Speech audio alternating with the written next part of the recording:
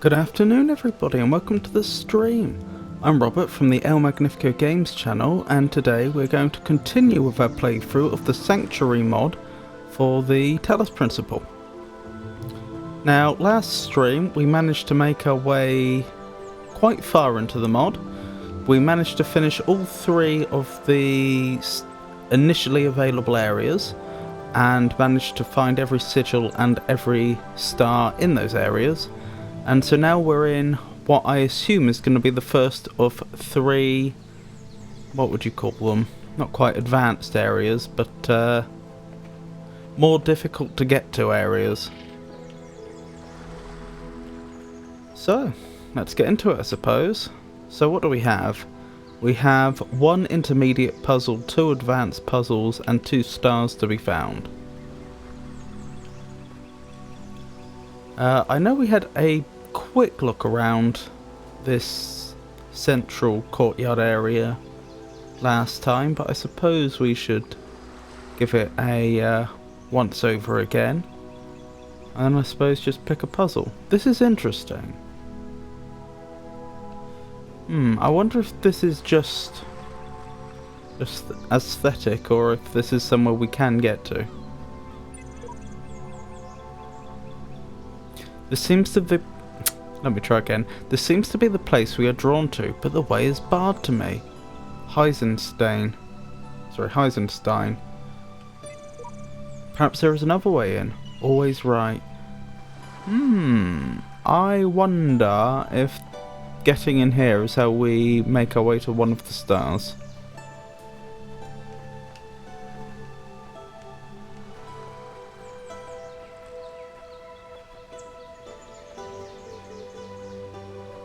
Oh, there was a terminal. I forgot about that.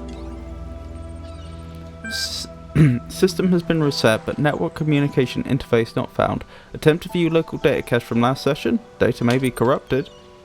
Yes. Oh, we have another fragment. Increasingly, the mathematics will demand. Oh, that reminds me. I thought about that riddle we looked at last time. My first is in 4th hours, but not of late. That was obviously 4. My second must be 1 and cannot be too soon. That was obviously 1. My third requires basics, avoiding this weight. It did occur to me that in the word basics, you do more or less say the word 6. I think the pronunciation may actually be slightly different, but it's very close, and so that's why it must have been 6. What do we have here? Looks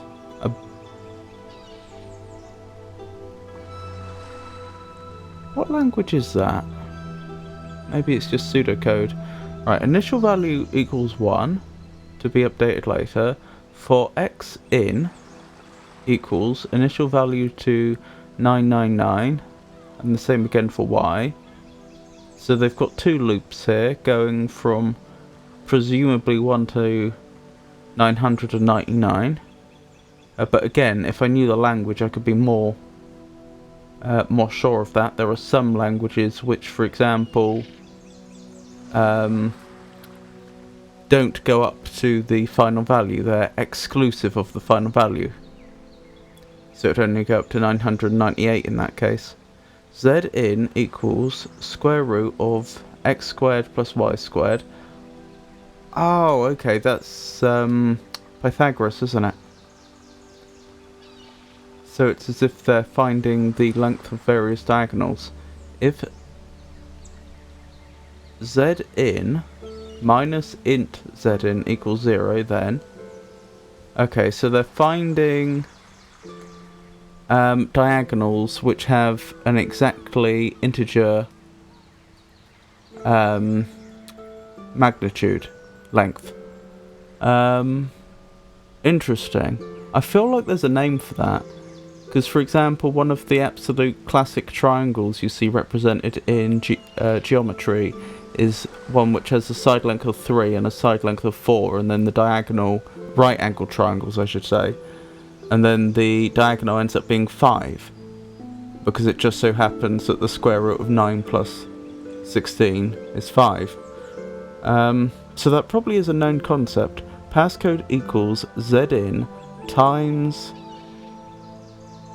y in minus 10 to the power x in.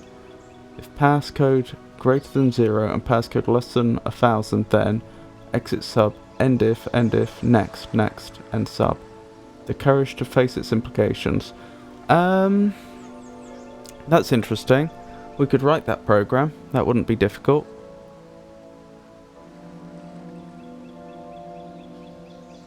Huh.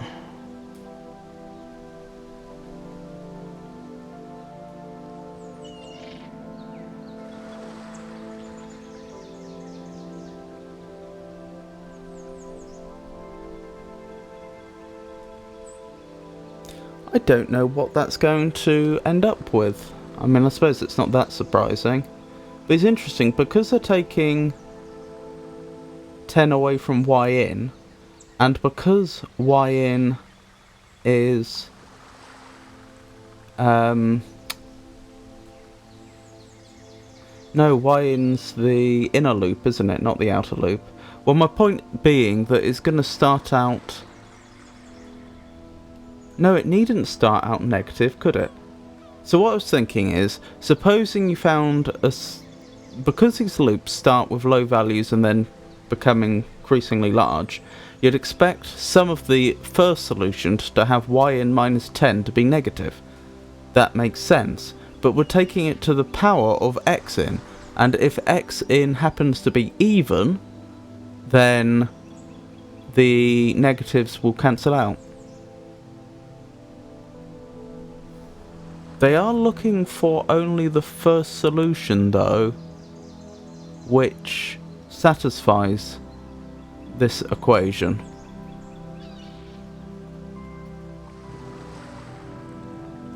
So for example, it's not like passcode is being, it's not like one of, in the line which assigns a value to passcode equals z in times y in minus 10 to the power x in. It's not like there's any term involving passcode itself. It's not like a hash function or anything of that sort. So in theory, if for example you knew there was a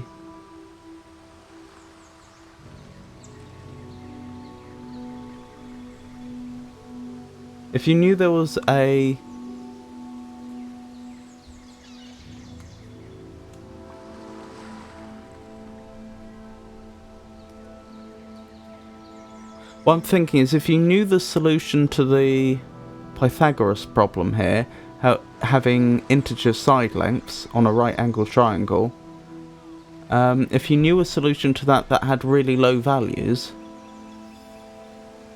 then you might be able to just work out what that is. Hold on, z in, that's the diagonal. Hold on, so what about 3 and 4? Let's see. X would be 3 because this algorithm's going to hit 3 much sooner than it's going to hit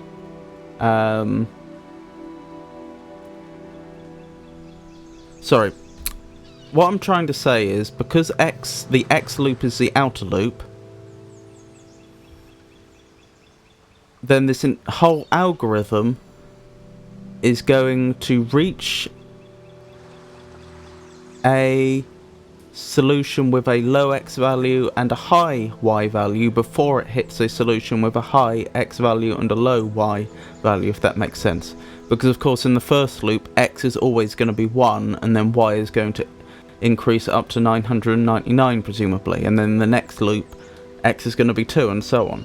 So I suppose it would find at x equals 3, y equals 4, it would hit the condition that z in needs to be an integer. But then y in minus 10 is going to end up being negative, and x in is going to be 3, so an odd number. What if we did it the other way round? What if we waited till it got to x equals 4, y equals 3? In that case, we'd end up with y in is minus 7. So it would be 5 times minus 7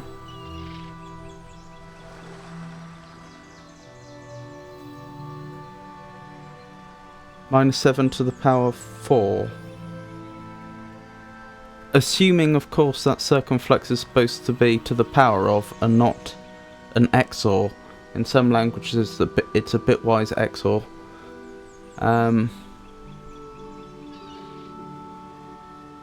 But we'll assume it isn't. What's minus 7 to the power 4 going to be? It's going to be 49 squared, which is going to be over 1,000. Yeah, it's bound to be. Okay. So what that's told me is I'm not going to be able to quickly solve this in my head. Perhaps someone else could, but I can't. That being the case, how about... I had this ready for transliteration from ASCII.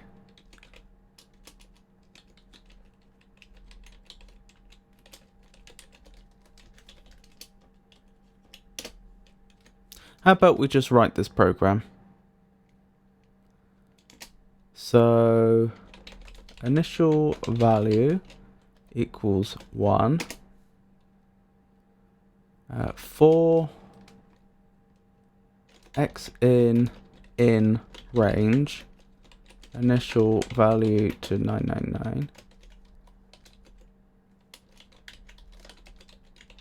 and we do the same for y in. Z in equals, I think square root comes from the maths package if I recall correctly. From math import square root of x in times x in plus y in times y in.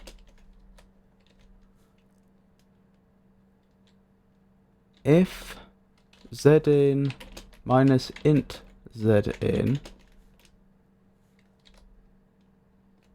if 0 equals z in minus int z in, pass code equals z in times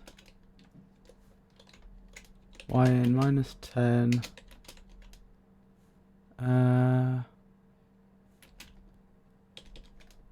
I think that's how you do powers in Python. Is that right? That looks right to me. If passcode... What's the name of this actually? WHTRBT underscore object. I don't know what that would signify.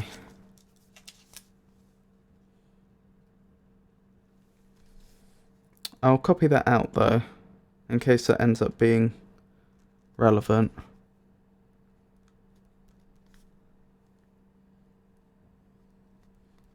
Anyway, where were we? If passcode is greater than 0 and passcode is less than 1000, break. How do I enter an if statement? Oh, I don't in Python. It just uses indentation, doesn't it?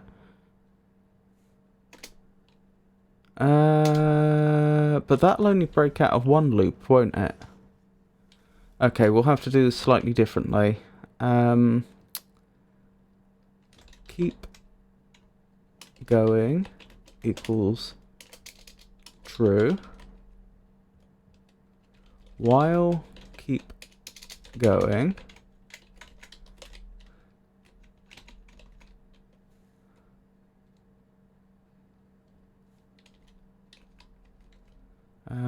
and then we do keep going equals false, and then we finish up with, hold on, I could have written this to be slightly more readable. That looks okay to me. Then we do print passcode. Do we want to print anything else while we're here? Yeah, why not? Let's also print x in and y in, just for my interest. Actually, we'll do it on a separate line. That'll do.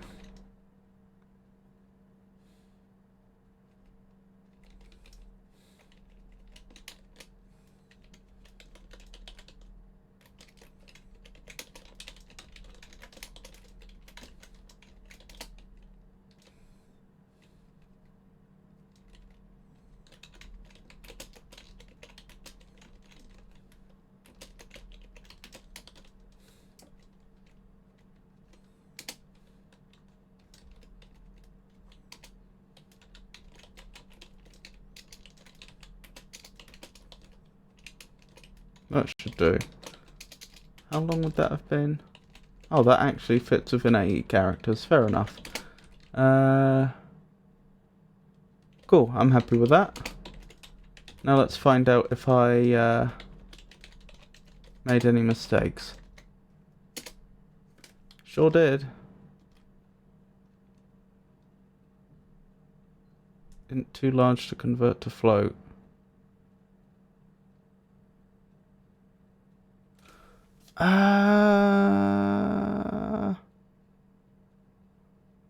I think it's being asked to calculate a number using the power operator that's larger than it can accommodate.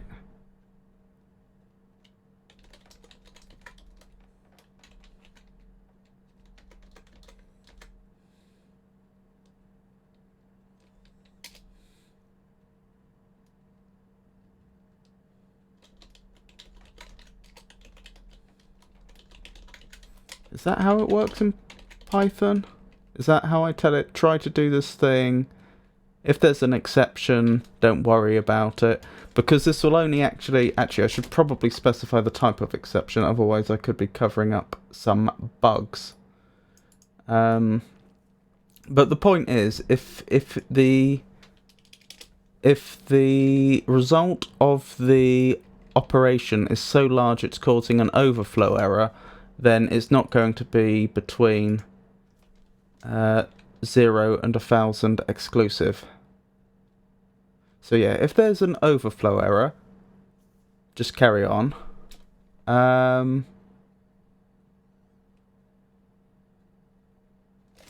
That's not... Is that going to work? No, I think that would work in principle. If there's an overflow error, just carry on. If there isn't an overflow error, then run this code here. I think that's correct. Okay, that's... Wait, is there no solution? Hold on. Python is one of those languages where the range you specify excludes the final value. Really?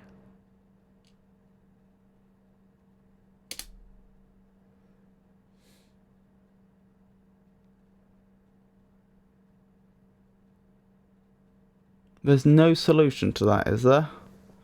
Somehow I doubt that. I mean, it's possible. It's just, why would they have put this in the game if that's true?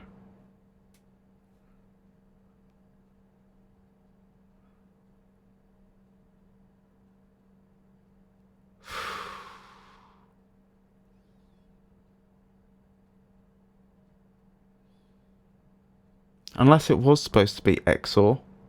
No, it wouldn't have been XOR because they wouldn't have been XORing with 2 when they were apparently trying to do Pythagoras, would they?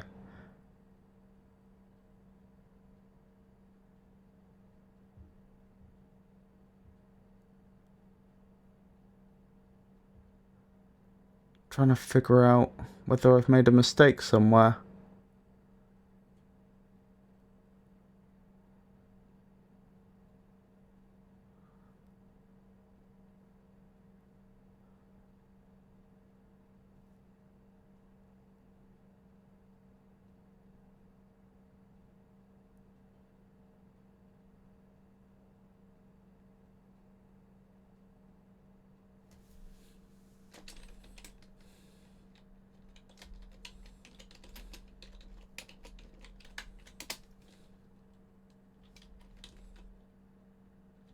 Hold on.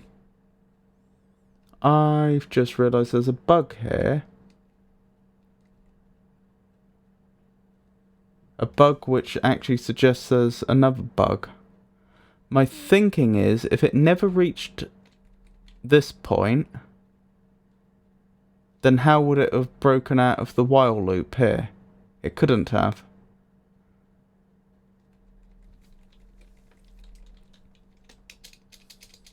So I should have done keep going equals false here to prevent that from happening. Yet somehow it's stopping anyway.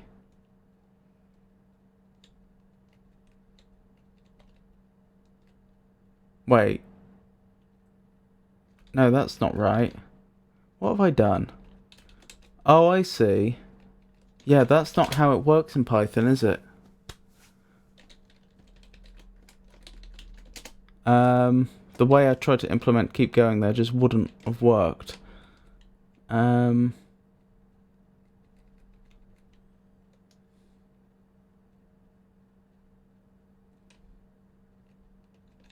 If not keep going. Oh, there must be a better way of doing this. How would I do this?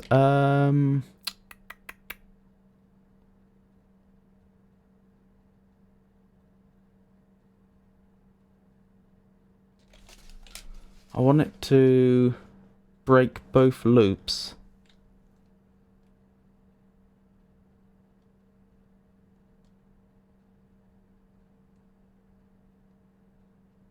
I don't think in Python I can just set x to be equal to 1000 because that's not how the range iterator works.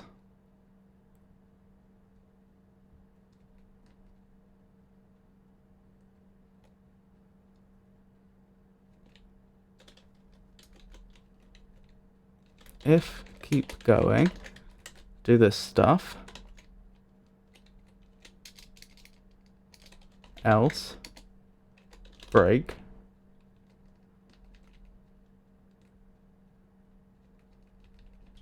and then we do the same here. If keep going. Oh, in fact, I don't need to. I can just put break here. That'll break out of the first loop, then that'll break out of the second loop. So that should work. Passcode not defined. Yes, because I didn't give it an initial value. That's fair enough.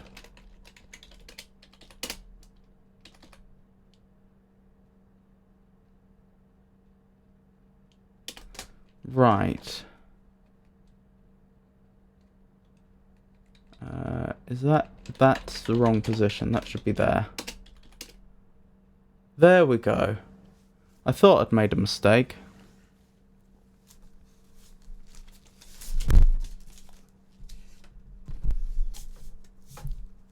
So x in equals 6, y in equals 12, passcode equals 416. Oh, this just gave us the same. No, this is a different solution to the last one. Last time we had. No, this is the same solution as last time. Yep, same one as the riddle. We've just got to the same solution a different way. Well, at least that means I got this right. But we haven't benefited from it. Out of curiosity, what would that have looked like? So 6...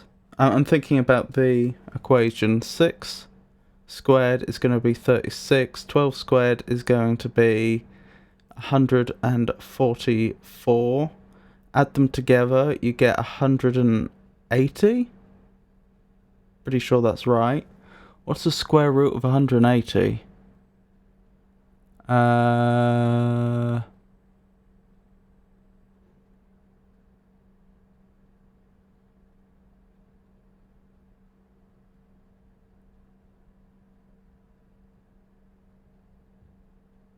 That's not an integer, is it?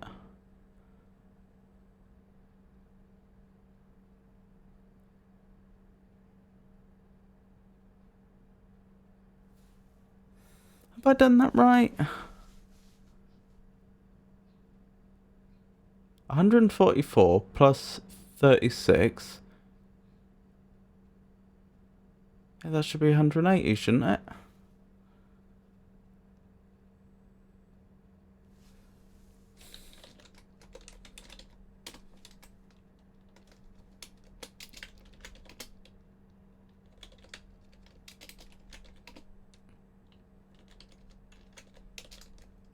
Yep, I'm not enumerate.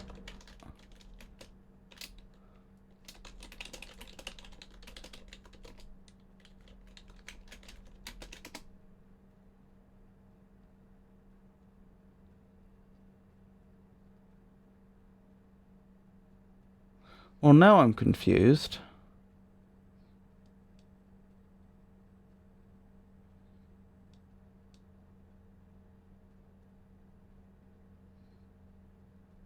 Oh, I think I know what happened. My code doesn't quite work the way you think it would. It would have broken out of the loop involving Y. In fact, I don't even know that it's valid to access variables you've iterated on after the end of the loop in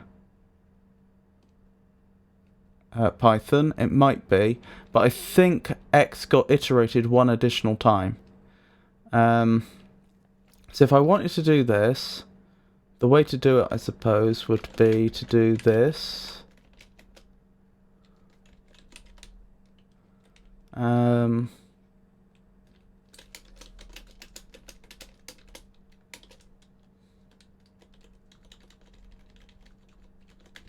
I know, really sloppy coding. Oops. Yes, I thought so. So it should have been 144 plus 25, which would give you 163, which is 13 squared. So then it's going to be 13 times 5 to the power 2. So 5 to the power 2 is 25 times 13 is going to be not the solution we got. Let me double check the equation. No, I did it. No, 2 to the power 5. 13 times 2 to the power 5. That's what I did wrong.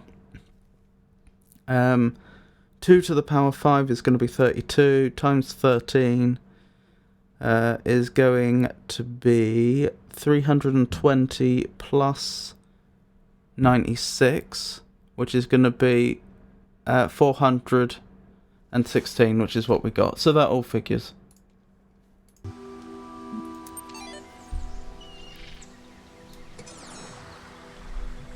Oops, sorry.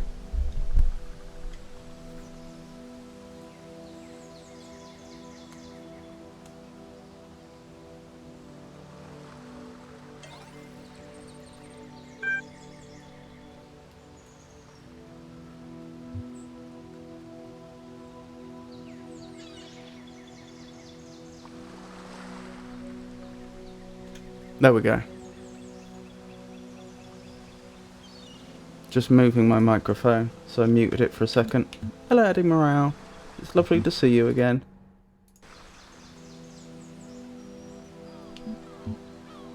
You were in the right direction yesterday with the 41x codes you were trying. Yeah, the riddle, where it says my third requires basics, avoiding this way, it occurred to me afterwards, that's why it's 6, because base 6. Another play on words. I've viewed the data, haven't I? Yep. That's a shame. I was hoping that code would get us to the what was I thinking? Get us to the intermediate area that we don't currently have access to. I say the intermediate area, the one that requires the orange sigils.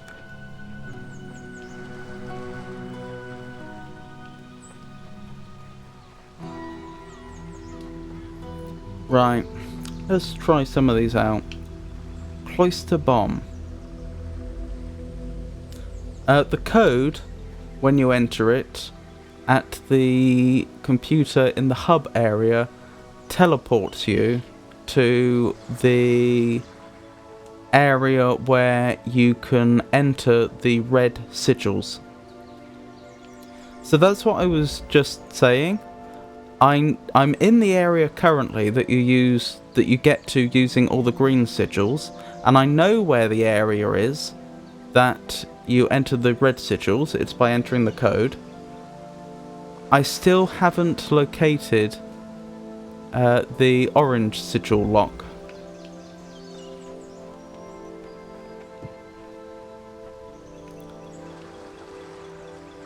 Right, fan there. Pressure plate there. A ladder. Would I be trapped in there if I used the ladder? This one is well built in my opinion. It feels very base game. Do you mean the mod or do you mean this particular puzzle? Freedom is falsehood. Justice is everything. Repent and be saved. The Book of Elohim.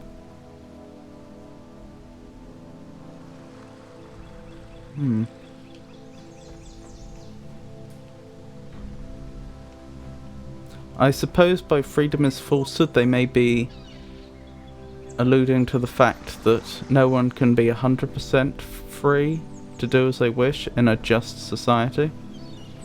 Oh, this particular puzzle. I've got to say, of all the mods I've tried so far, Sanctuary has felt like the most base game in my opinion. But where enemies are all around us.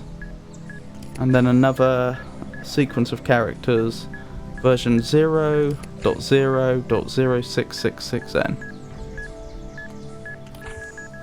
I don't think I can get through there.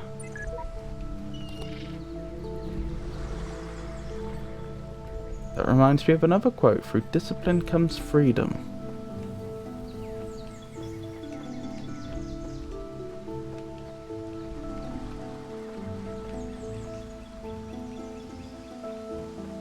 Interesting. I assume I need to use the ladder then.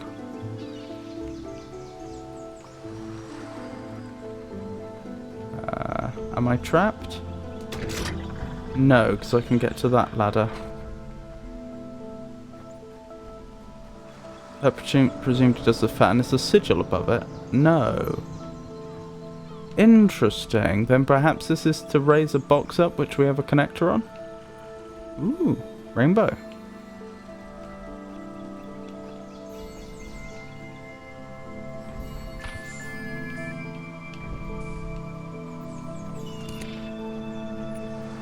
I was quite confident it wouldn't be able to get me through the fence. Though I admit that could have backfired. Oh, that's interesting. There's the sigil. And it's behind a double force field. I don't remember the game using double force fields. It may have done. So presumably then the challenge is getting... No, possibly not. I was thinking we may be using the fan to get up to where the box is. But I would need something to weigh this down, and I'd also need a way past the hovering bomb. Neither of which I currently have.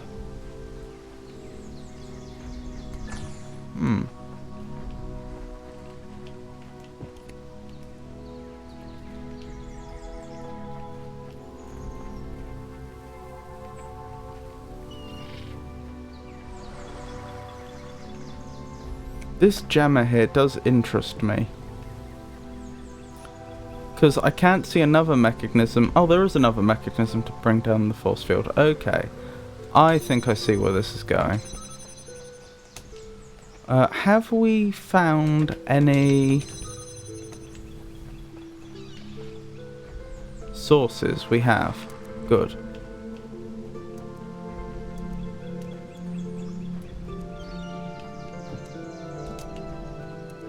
I might just about be able to connect these up as is. I can. Which means I can remove this. And I don't think I have any reason to ever go back in there.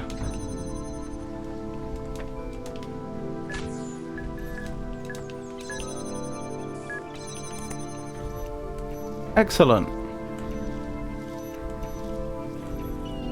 Just checking there's nothing on the inside there. Don't think there is. So that was especially useful, because not only have we removed the hovering bomb as a threat, but we've done it in a way which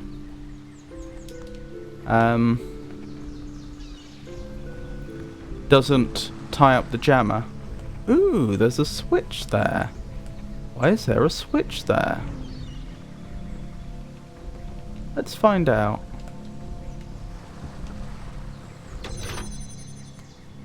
I was worried it might do that.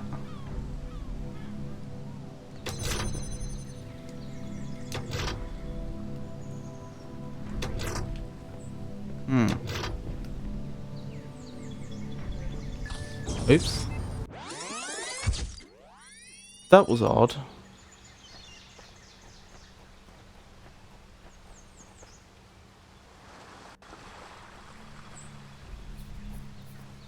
Why didn't the force field go down again? Because the jammer was still there. Oh, because we removed the jammer. That'll be why. Wait. No, but the force field dropped when I hit the switch. Maybe I just got confused about which way round the switch was. I can't think of another reason that would have happened. Oh well.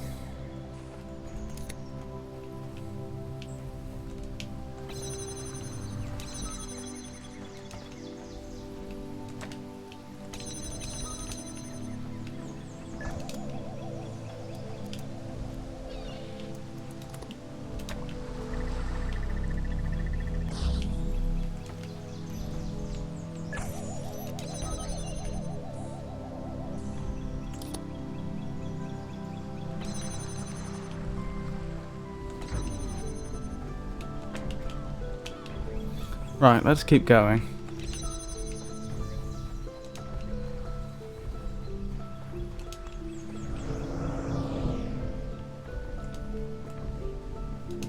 Right, I want to investigate this. So the force field is currently up. It's now down.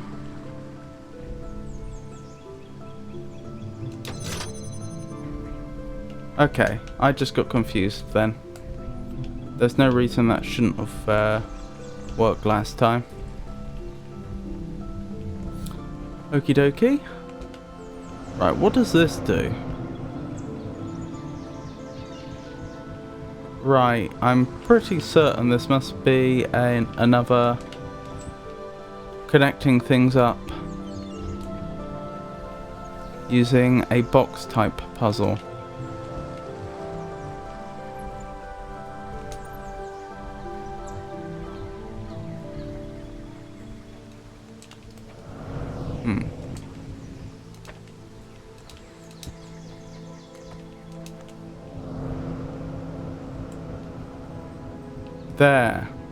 There's the blue. Okay. Yeah, this should be doable in principle. I probably need to get the jammer through first, though, because the connector and the box are both going to be on there. I can get sight on the blue source, that's good. It would have been a nuisance if I couldn't view the blue source from this side, because that would have implied I'd have had to have got the connector out and back in again. What am I doing? Getting the jammer out. That was it.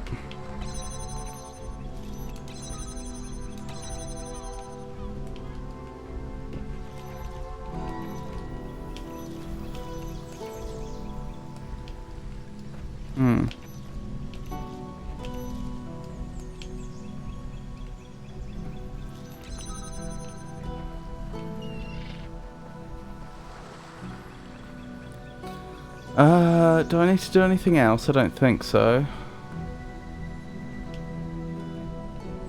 Right, they're both up there. And then I can use the connector to help me get myself up there. And then I can bring these both down onto this side. In fact, why don't... Oh, because there's two force fields, of course. Grab the box as well, and I think we're done here for now.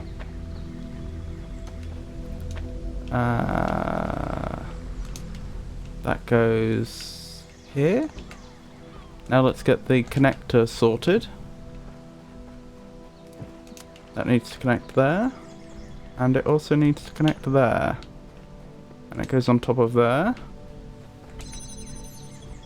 And the jammer goes there. And with any luck... Oh. I really thought that was the solution.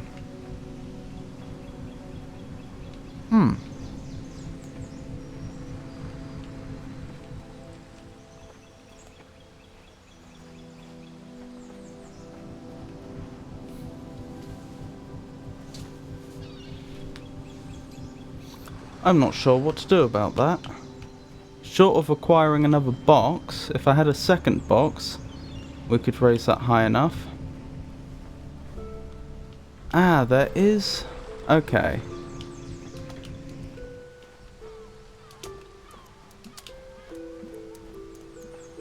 There's something going on over there that I haven't explored.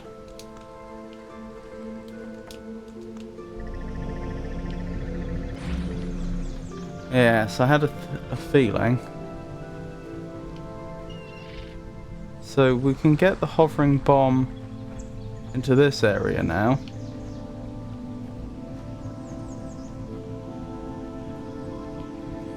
I suppose I should cautiously observe where the hovering bomb actually goes.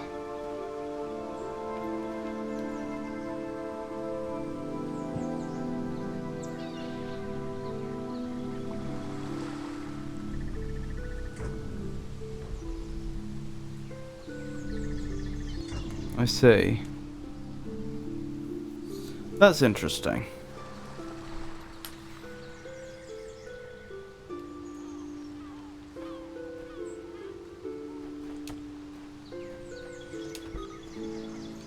Presumably I need to use the hovering bomb to... Wait, it's taking a different route this time. That's curious. I don't remember seeing a hovering bomb do that before. Make a decision.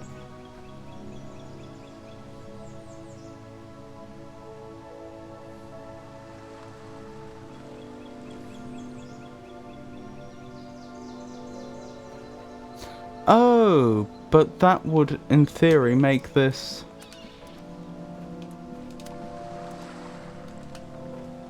much easier.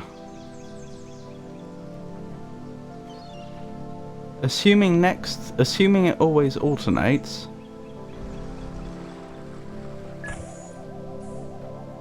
Then next time it will approach from that side.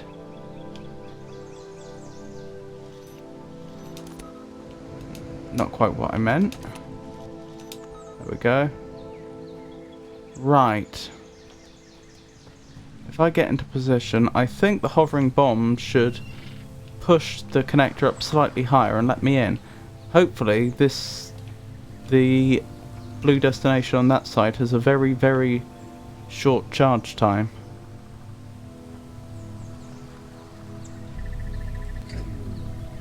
Oh, didn't work.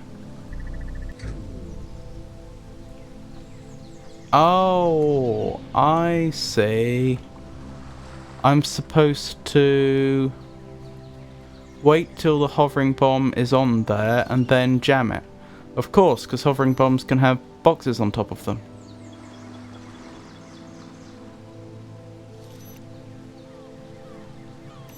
I probably could have placed the box and everything else on top of it over there, thinking about it.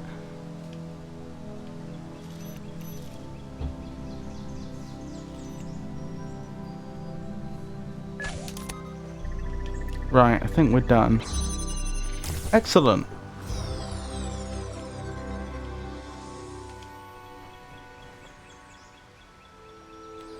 Goodbye, hovering bomb. Thank you for your service.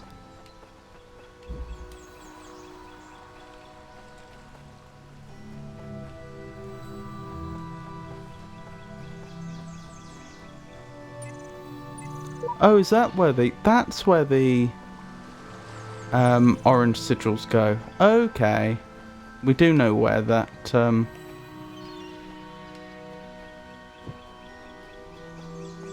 particular sigil lock is then.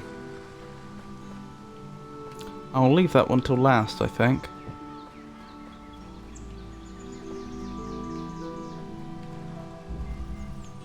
Tango only uses connectors. Great, we have a turret. Ooh. Oh, a red source. Hovering bombs. A red source. 2 blue destination points, 1 red destination point. Nope, sorry, 2 red destination points. A connector. Interesting. Presumably those destination points bring down these force fields then. That is interesting.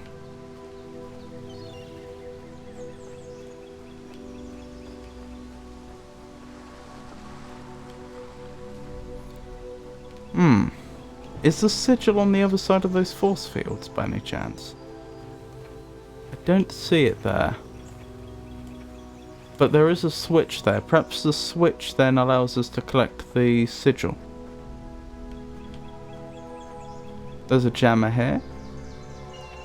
A red destination point over here. That might bring the turret down. Let's try that.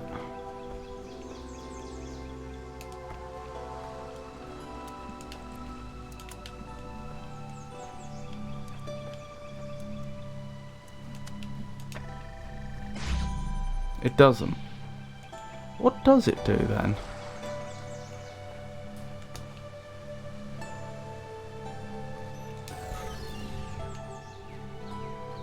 Ah, there's the sigil. Oh goodness. Goodness me. So we've got the exact same thing again. Oh, after we've brought this... After we've hit the switch over there, this comes down. And then we have more or less the same thing again. That's interesting. And only after all that do we get to the sigil. Tread carefully in these corridors. Israfil TRM version 50.2.7132F.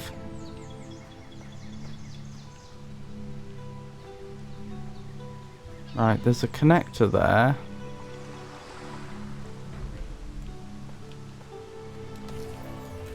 I still don't know what that's doing.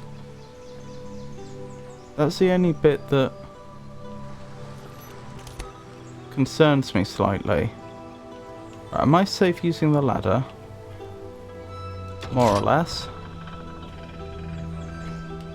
Right, is that hovering bomb going to try to leave now? Oh, I see. Oh, I missed an opportunity there. Hopefully that will block its progress.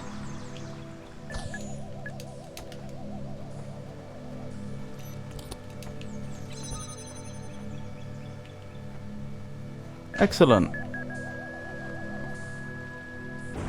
Right, that's 2 problems dealt with.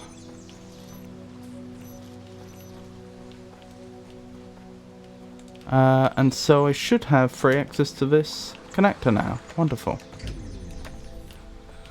So, I have 2 connectors and a jammer. And this is what I'm tasked with getting past.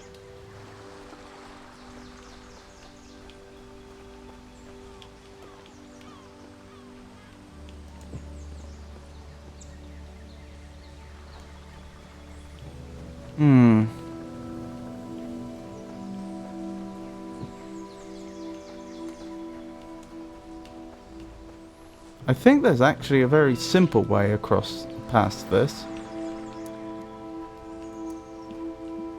I could be wrong.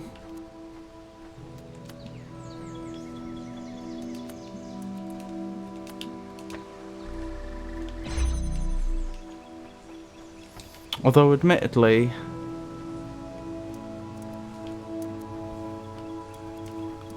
Getting the blue past the red may be a problem. Yes, it is going to be more of a problem than I'd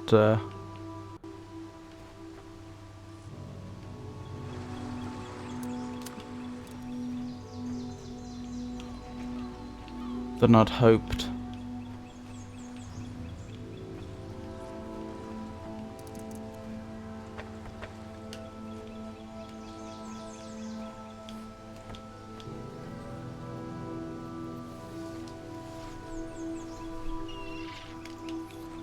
Oh, that might exist there, not because it does anything, but so that we can set up more complex circuits.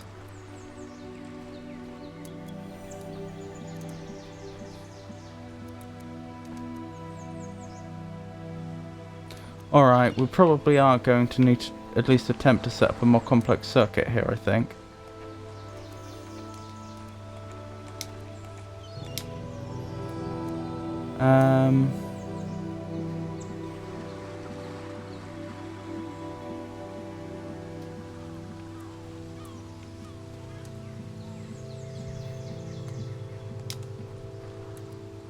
Will this work? No.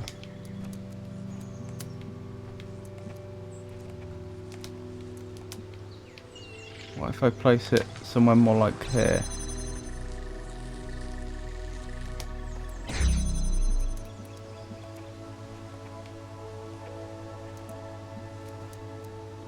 Hold on, I'd want to reverse that, wouldn't I?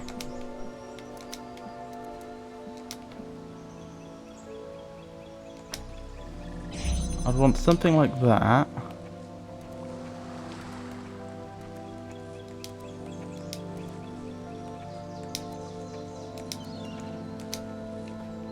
Okay, and the red.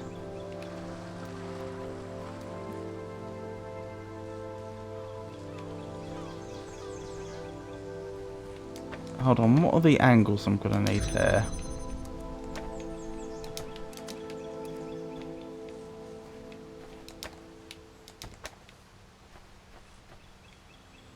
I need it to be blue by default, I think. No, I need it to be red by default.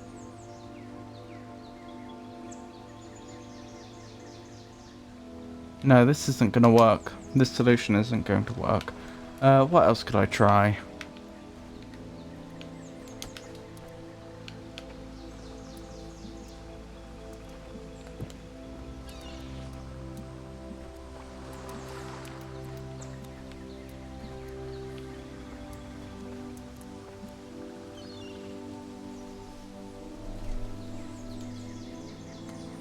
This one was a bit brutal to me, but I'm bad.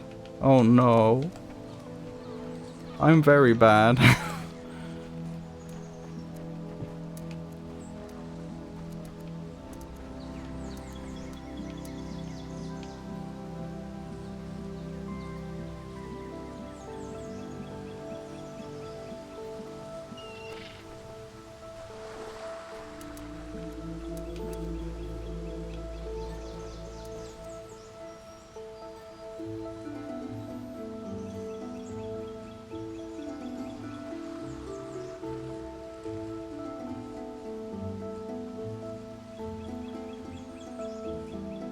Oh, I think I see.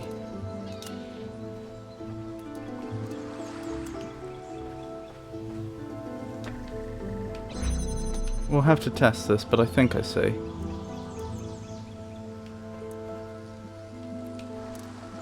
Yeah, that makes sense.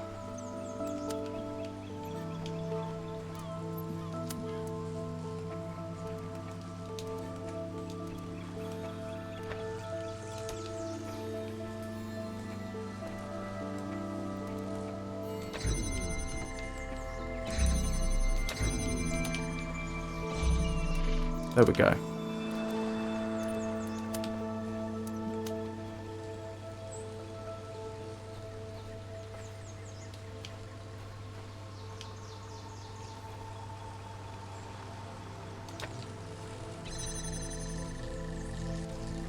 Oh, I've got the same problem as before.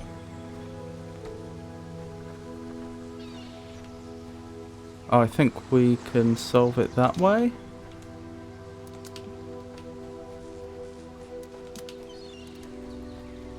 By placing it around here.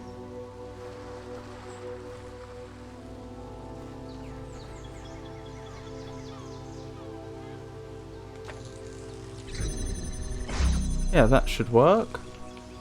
So if I cut that off... No, I have to cut this off. This one here.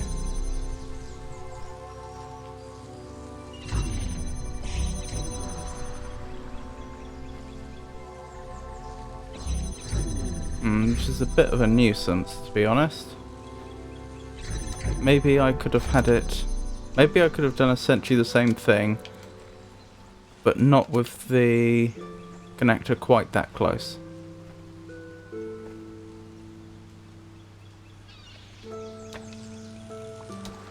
It needs to be closer than that, though. Hold on. Let's try moving this one over slightly.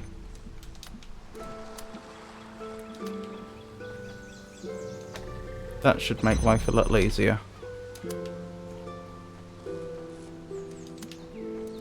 And then connect there.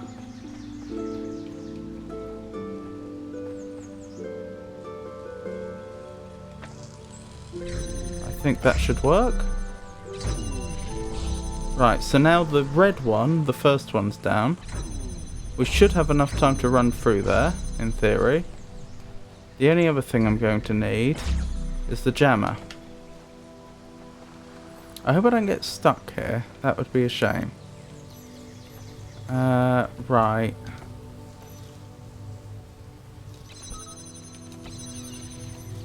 Leave that there, I guess. Let's hope when I'm dashing past, I can pick it up in time. Aww.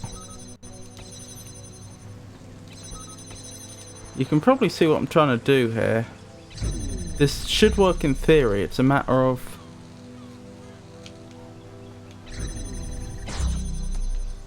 how quickly I can get there. Okay, what if I moved this?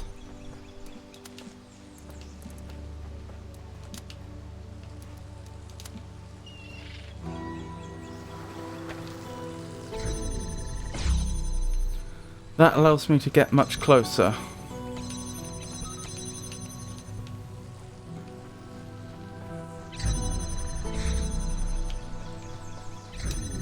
Ah.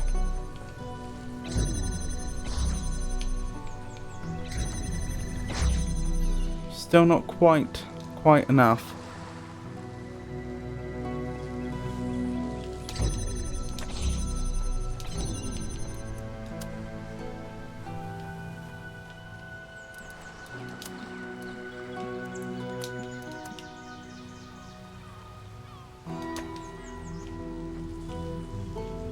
Oh.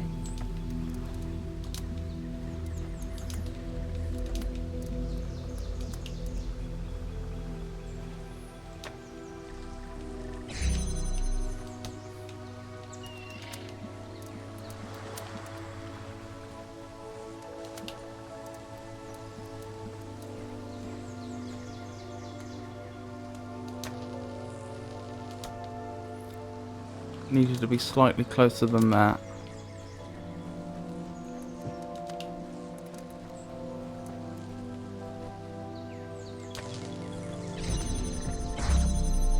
Right, leave that there. Right, wish me luck. Goodness, didn't quite manage it. Maybe this isn't the intended solution then.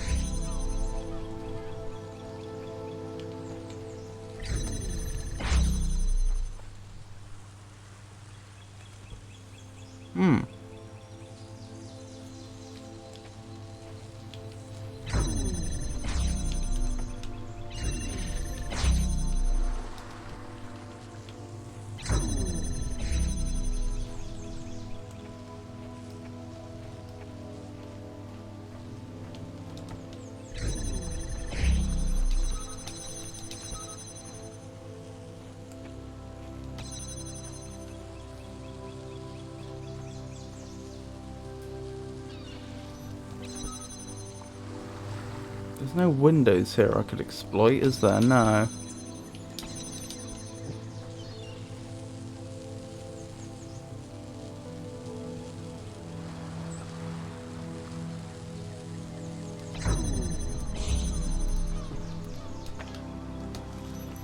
Oh wait. That solves half the problem.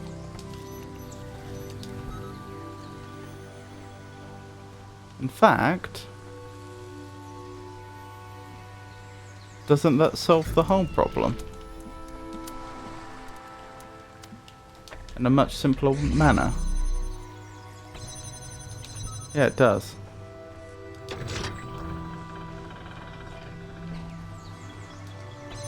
I was overcomplicating that considerably.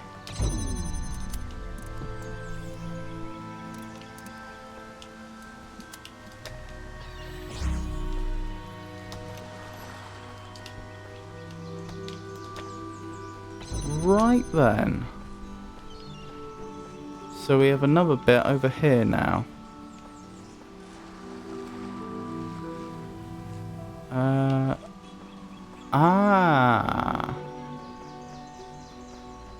I think I see. So this is presumably here to bring down the force field that's here. Yes. Okay. We should in theory be able to bring everything through though, because we have the jammer.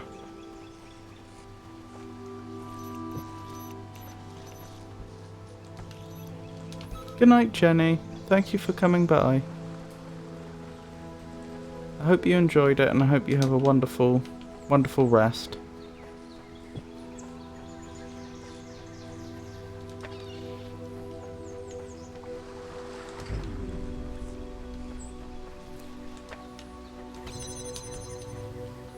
There we go. Right.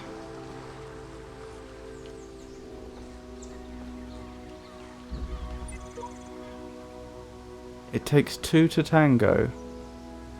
Mercurius, version 54.5.0042F.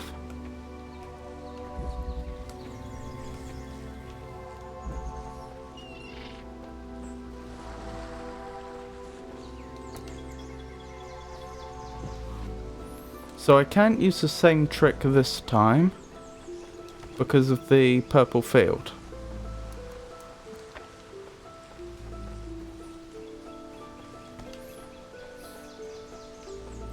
I could, however, simplify the problem a bit by taking that one out. Now I only have 3 force fields to get through.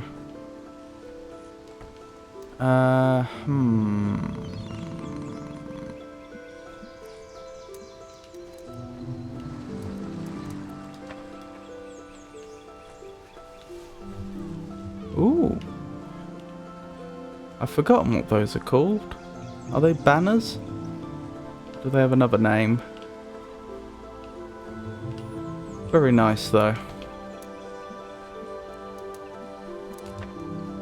Actually, could I take it I can't, yeah, I can't jam anything through those gratings.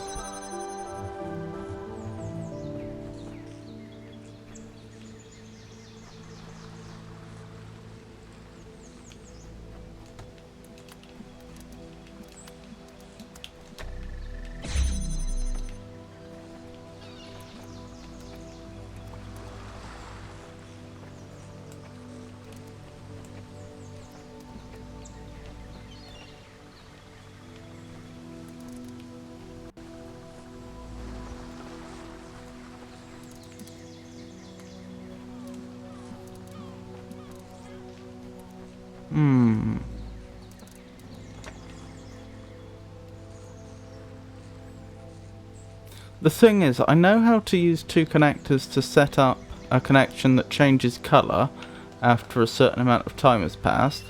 Sadly, not a configurable amount of time, but an amount of time. But here I would need it to go blue, red, blue, and I can't do that.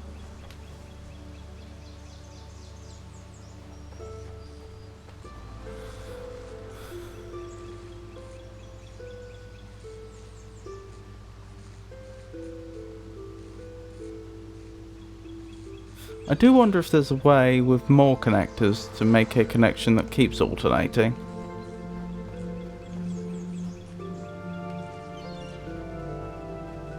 I don't remember ever having to do that though.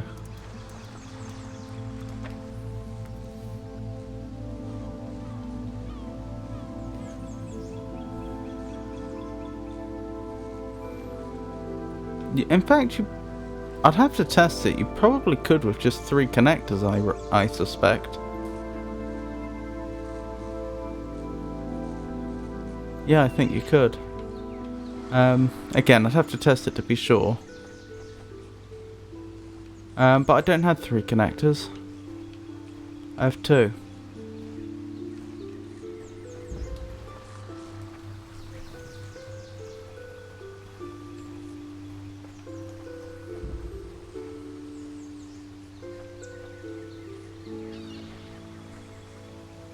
Hang on.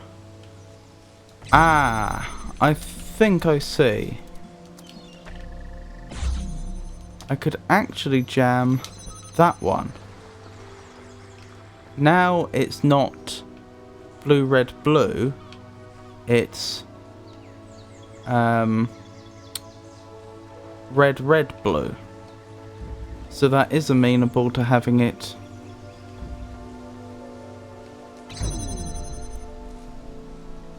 change colour. Right. Having it change colour just once, I mean. So it needs to begin red, and then it needs to become blue. I'm setting it up all the way over here, so that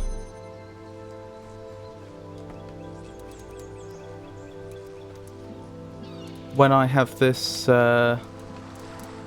once I have this set up, it's really close to where I need to start running from. Right, so I stand there. Doesn't look like it's gonna let me, does it? And now I'm trapped. I had a bad feeling that would happen.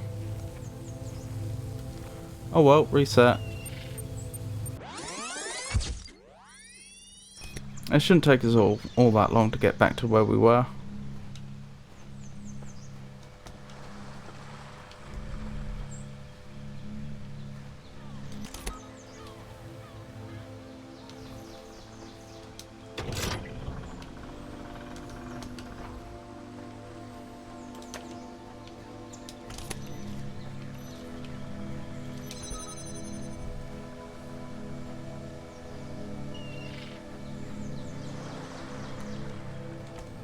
May as well start setting this up.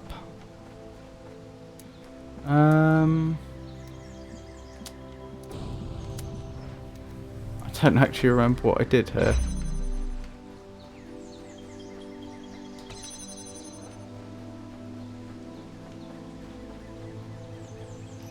Oh yes, I do.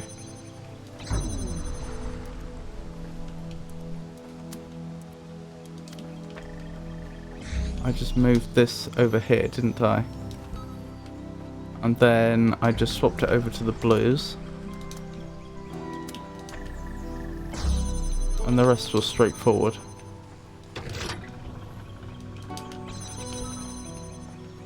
Right, nearly back to where we were.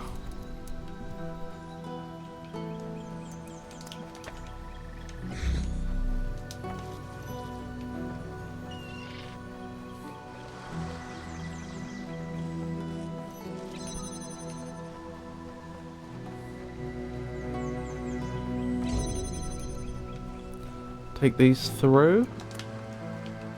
Well, first things first, get the jammer through, I suppose.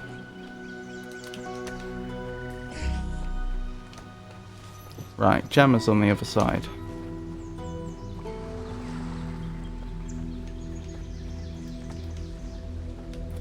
Connector number 1.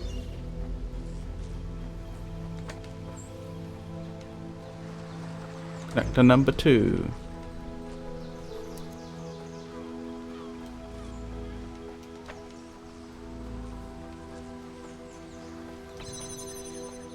Okay, I suppose if that's not going to work, then my second thought would be, can I... Oh no, because I can't take anything in with me, can I? I was going to say, can I set it up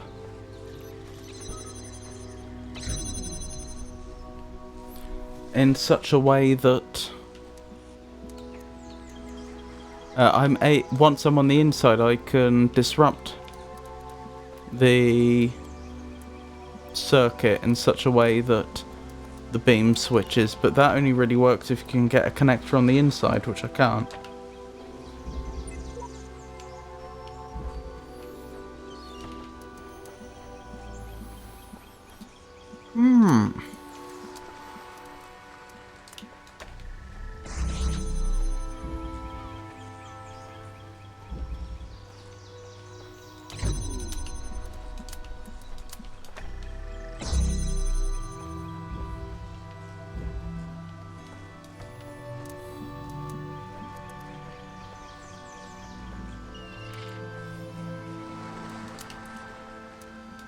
Oh! I didn't notice that before. Well, that was a lot easier than I thought it was going to be. Still no sign of any stars, though, which is slightly worrying. Oh well.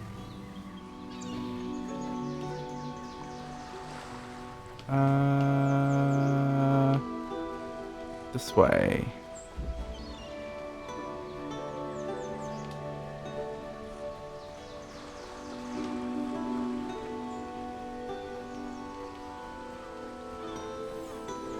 So we've done that one. Hold on. Let's check the signs. So those are the two that haven't been done yet. I was going to do the other red one next. But maybe I don't have access to it yet. Maybe it's through there.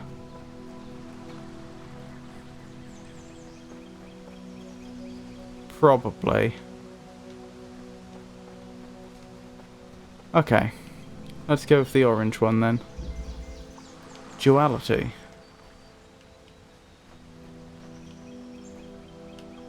Interesting. So there's a force field down there.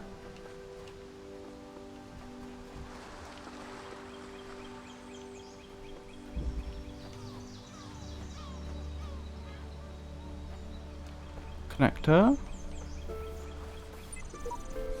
Do not interrupt the sentinels as they go about their duty.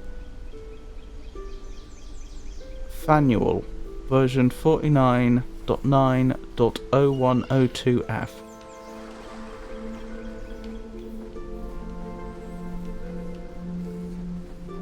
Two boxes.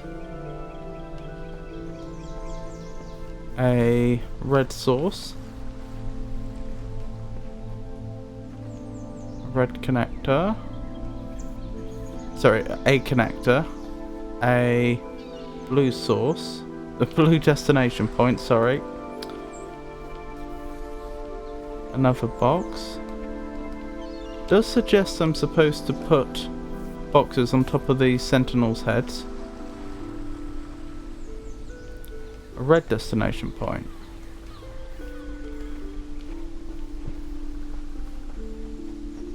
Do I only have the one connector? If so, my temptation would be to connect absolutely everything up. No, I have two connectors. Okay.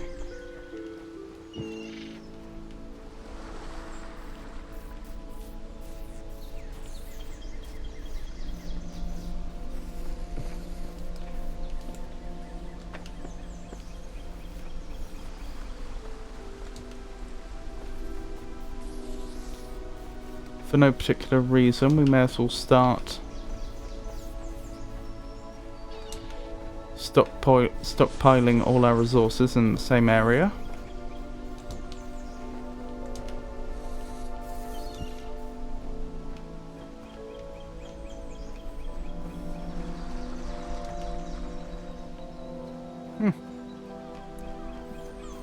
Okie dokie.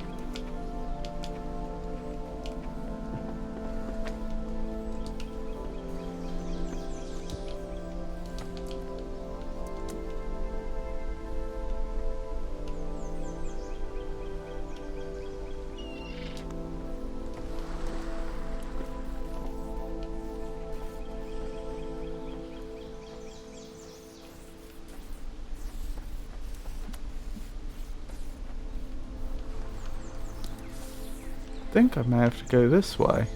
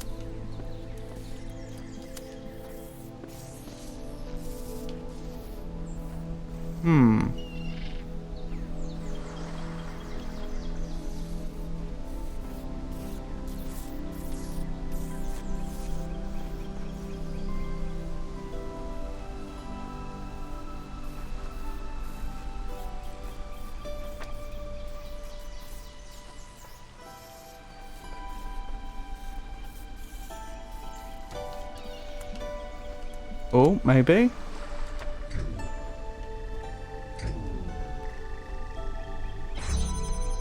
Okay. At least we can keep exploring. Interesting. There's the sigil. Okay.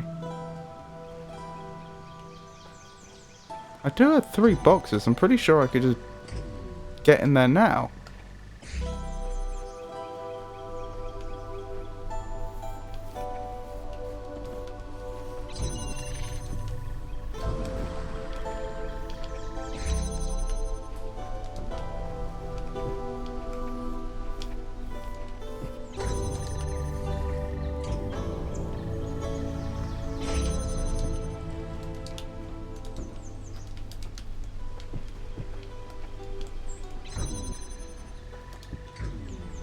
Oh, what does that do?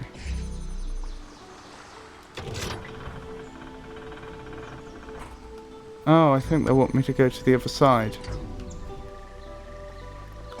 I probably will attempt that then, if that's what they wanted. I'm just curious, could I have got inside here? Maybe not, maybe it is too tall.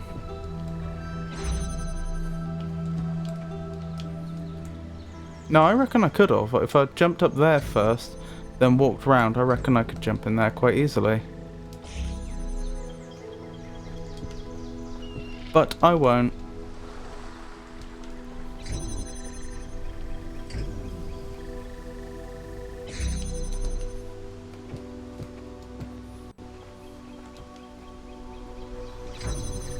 Ah.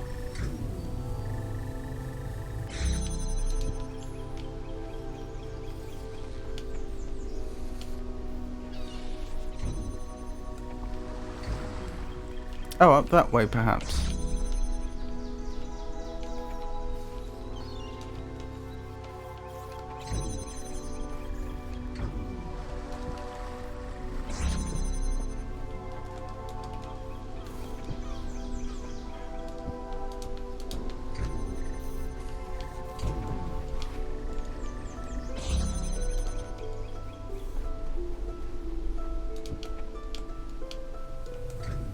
Yeah, it looks that way. Okay.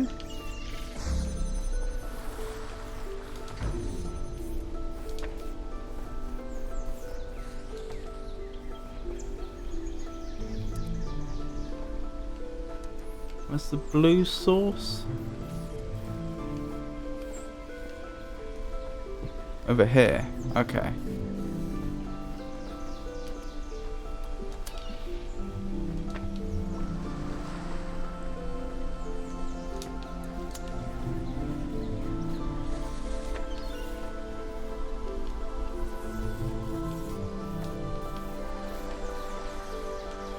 This one's going to be more difficult.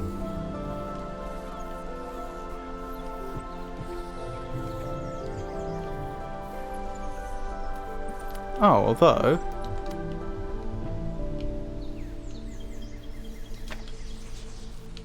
Oh, not quite.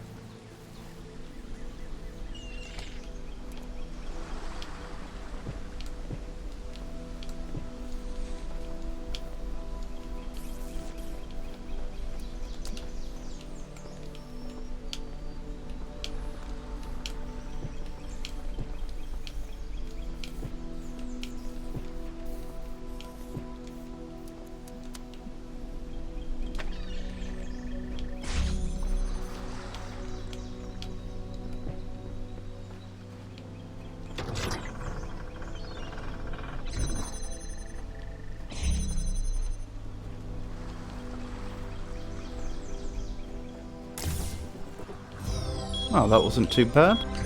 I'm still not entirely convinced I did it the way they intended. But I'm not sure.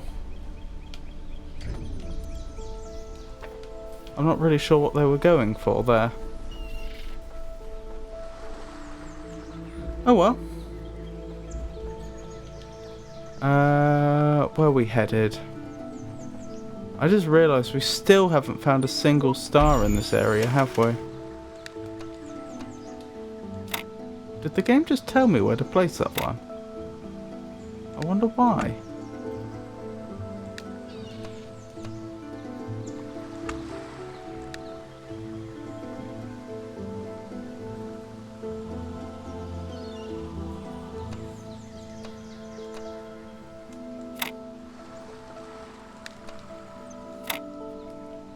I'm not sure that's even the correct position for it.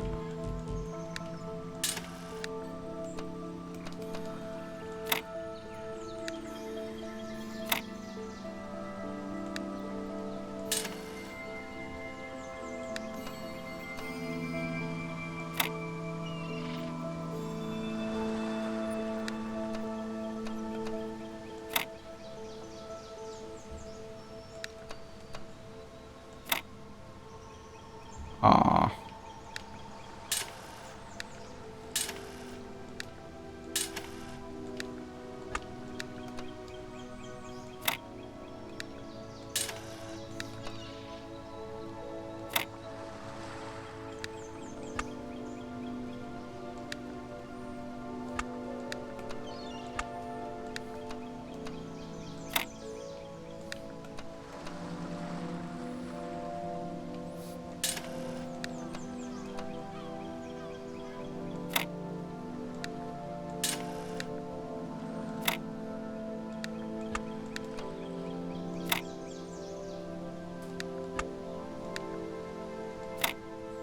There we go. Got there in the end.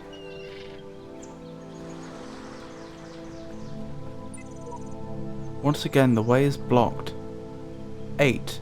Version 42.9.2675.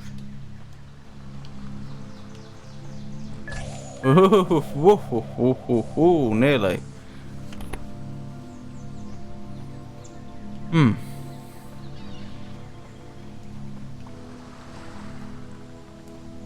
Is there an invisible wall here? The game's being pretty buggy. Can I escape, please? Please?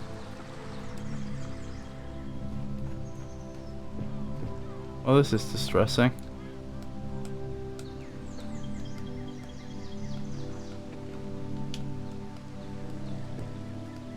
Please, game. Can I leave? Okay, I think this is a reset.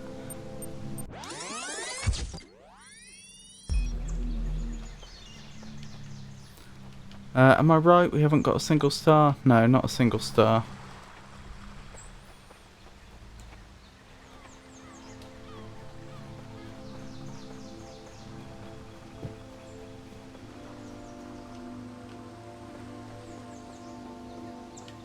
Ooh.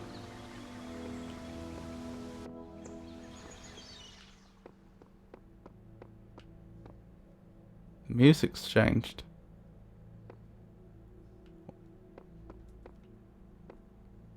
Ah.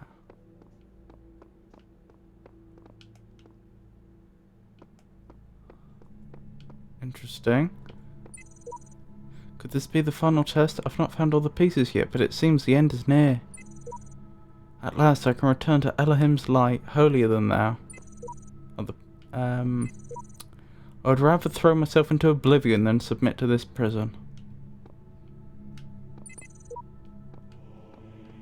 I wouldn't be surprised if we had access to an axe we could break through there.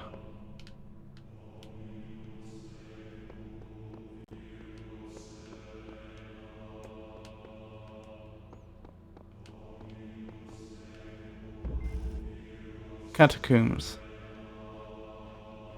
Interesting aesthetic. I don't remember seeing this sort of aesthetic in the game before.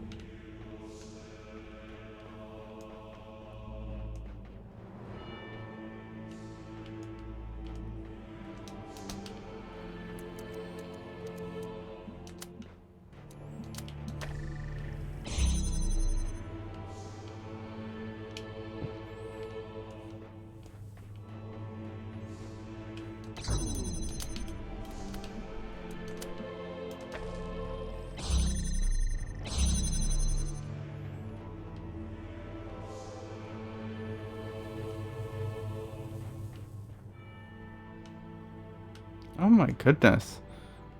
This feels expansive. Okay, we found the sigil. Not quite sure what the point of this area is. So we just need to get both blue and red here. In theory, if we had two connectors... Oh no, they're on the wrong sides, aren't they?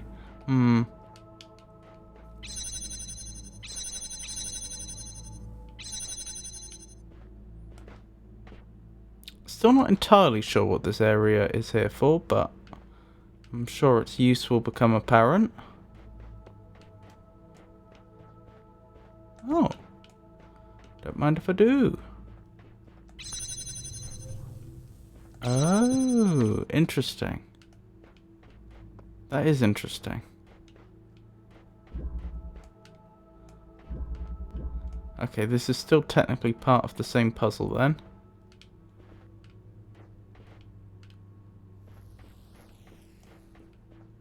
Blimey.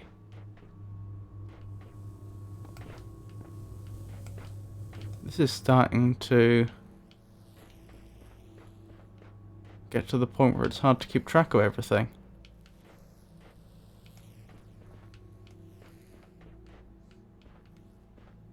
So if I wanted to liberate the jammer from here, I'd have to get a blue signal here, which could presumably come from over there.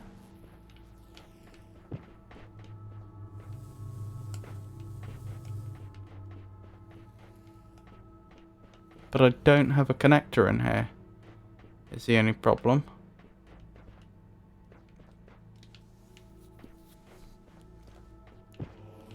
And the only way I could get one in is through there, presumably.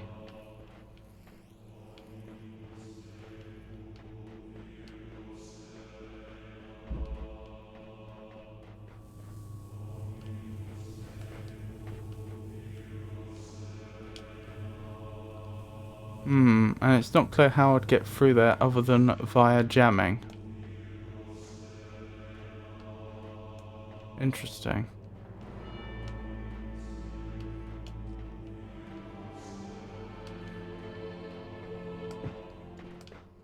I wonder what this area is about. Maybe this is just for aesthetics and not actually somewhere I'm supposed to go.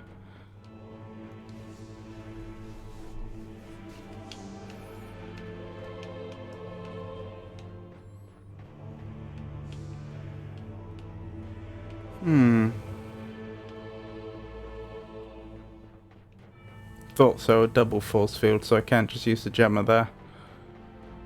If I could get the gemmer down here, that would allow me to go through there even when that's activated. Or in fact, I could just jam that. Okay, where can I take this then? Not through there, presumably. Nope.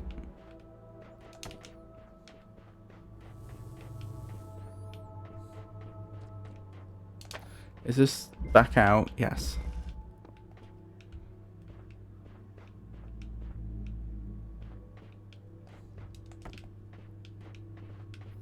I can't help but think that getting this jammer in there is the goal.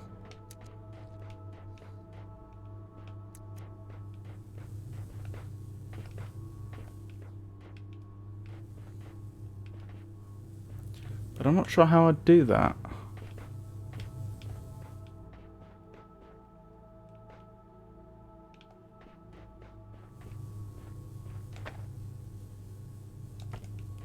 Seems like a bit of a catch-22. I'd need the jammer's assistance to make it happen. But the jammer can't be brought round that way. Unless I had already set up the connectors.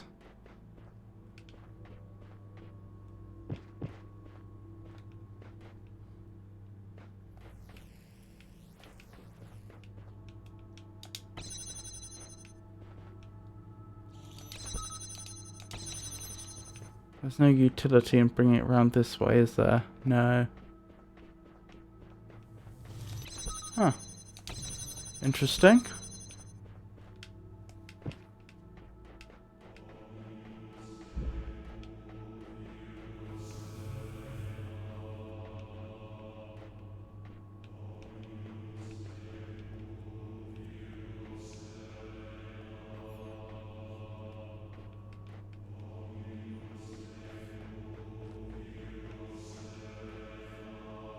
We've got all these windows with all these angles, but I don't know why.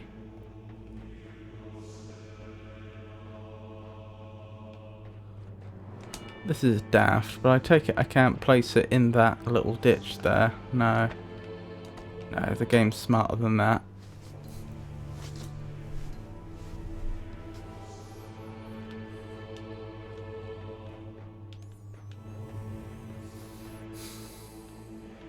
I could probably get...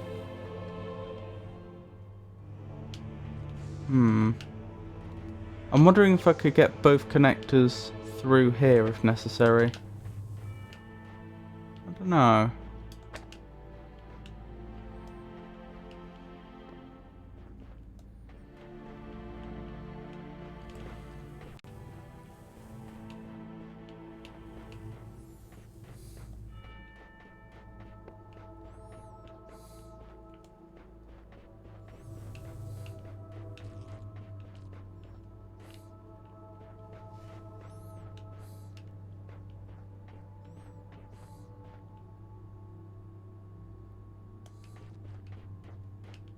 Yes, I could.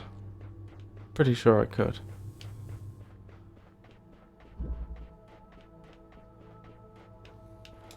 So first step would be jamming that.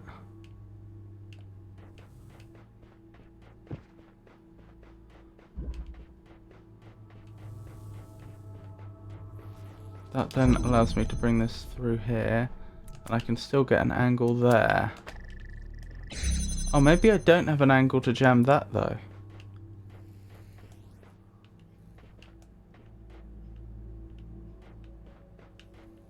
No, doesn't look like I do.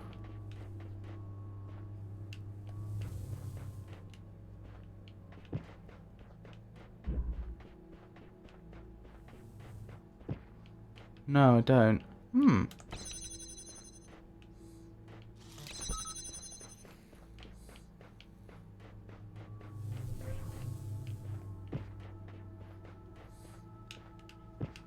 Haven't missed anything, have I? There's not something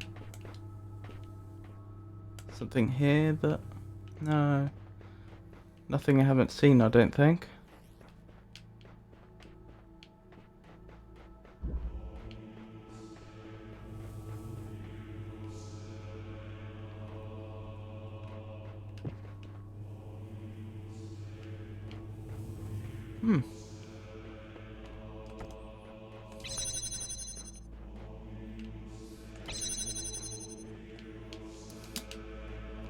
Take it, I don't gain anything by just activating one of these. Doesn't seem like it.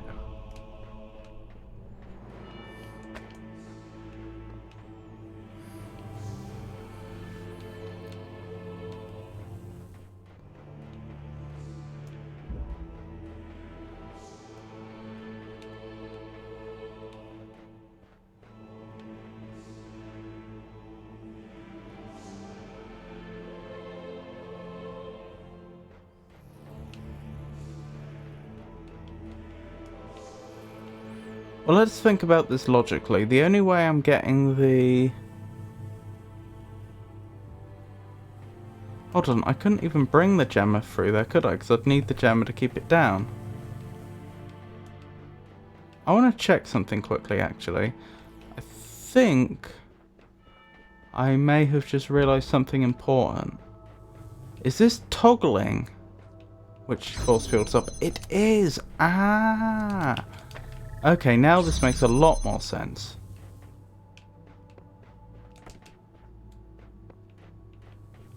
So in theory, I can just disrupt that and run through with the connector. And then that allows me to connect this up, which lets me get the jammer out this way. I can bring that down, grab the connector, and jam this again, and I can just take this and I can jam that and I can have the other one as well. Wonderful. Quite the success. Okay. What's going on over here then? Why would I want to be over here? Star. Okay, I do want to be over here then. Well, there's a very interesting puzzle, because I don't see another way to bring... Oh no, I can bring this one down using the plate, can't I? Okay. Right, sigil first, then we'll worry about the star. In fact, if it's only a double force field, isn't the sigil a bit trivial now? I don't know which one was just jammed. Okay, presumably the blow.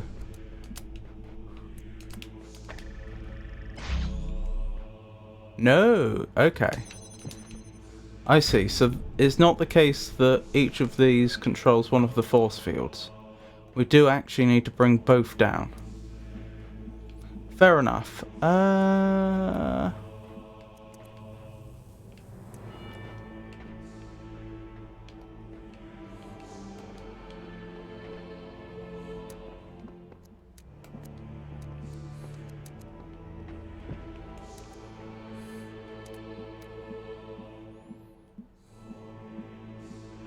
Well, I say fair enough.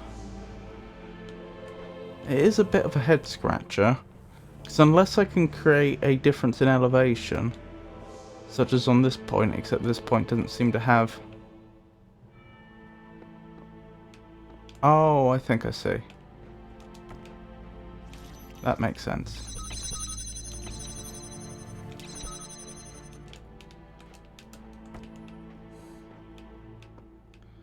So I get the blue from there, and there.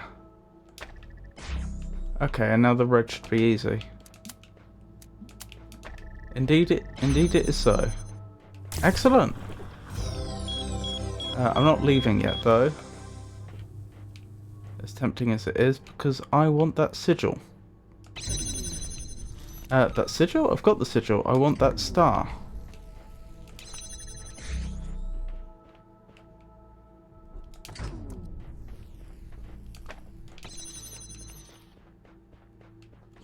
Oh, that was straightforward. Wonderful. We have another star now. Yes. Looks like to leave freely. I'm going to have to set this up again, which is fine. We can do that.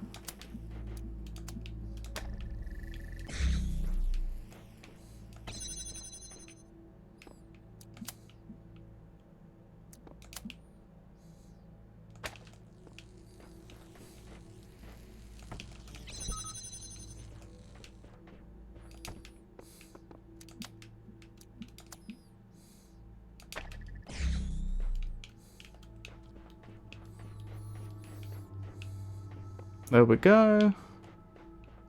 And we leave. Wonderful.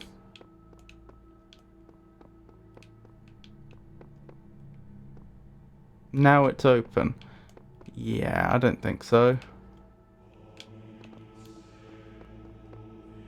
We've still got the red sigil area to investigate. But before then, I'm still waiting for a star. Or looking for a star.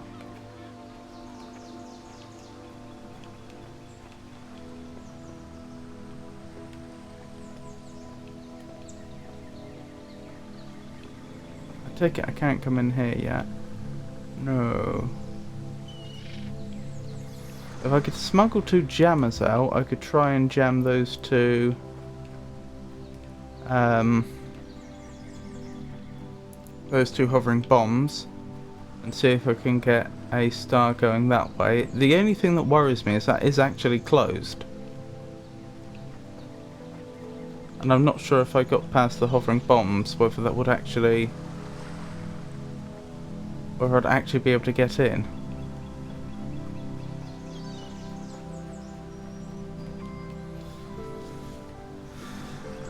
Probably not worth assuming that's where the star is.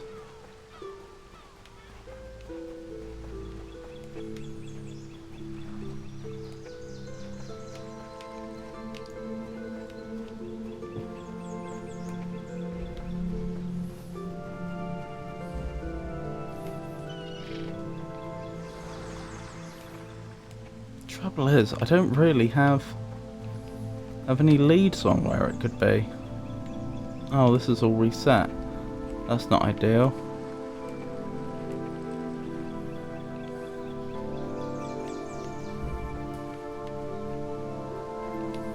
I know what I could do though.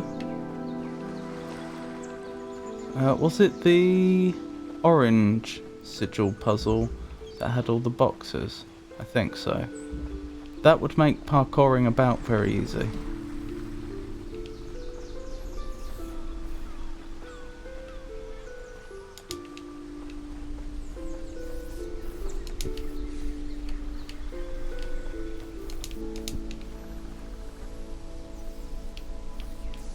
After you, sir?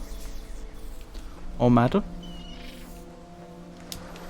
The star you're missing is a tad bit like the star on the illusion of choice in the sense that it's harder to see than it should. Yeah, I had a bad feeling about that. That's why I thought parkouring about might be a good idea.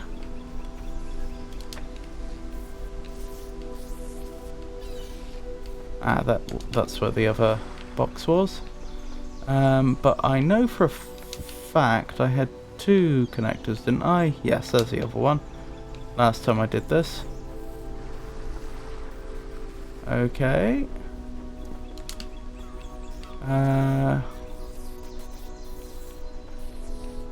don't quite remember the angle I used, but it was probably something like that. After you, ma'am. Wait. Oh. Via here. I see. Yes, that makes sense. This probably isn't far off how I did it before.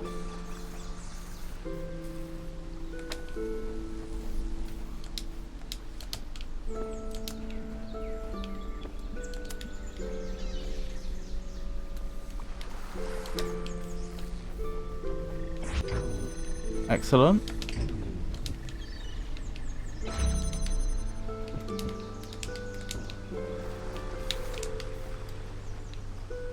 Right, we're in.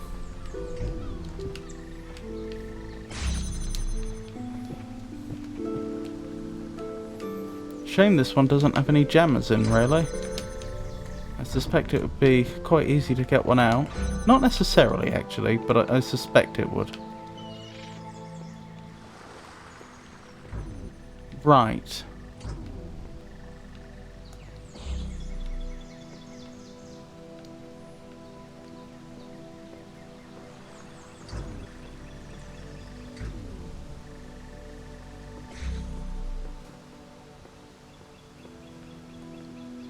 I could probably get up there with a box.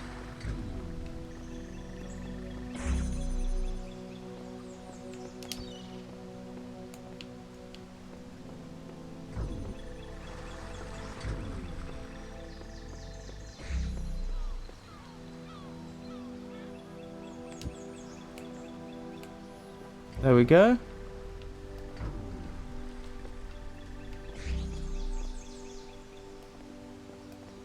I mean, you'd have thought if there was a star in here, I would be able to see it by now.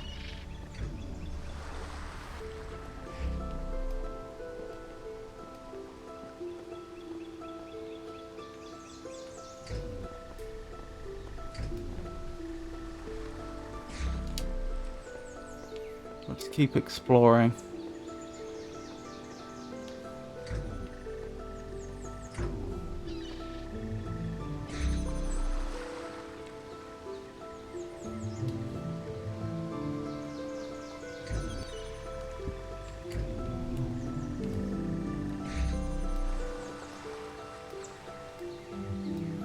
Right, I can probably leave following a path that way.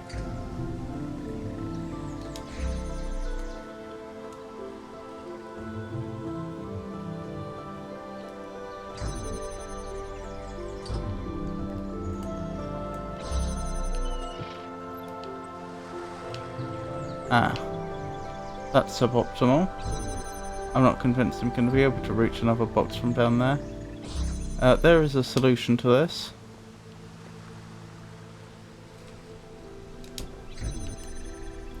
Although only a partial solution, I can get one more box up there, but not two.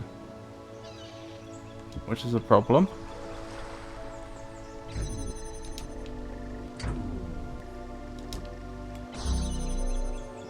Yes, quite the problem.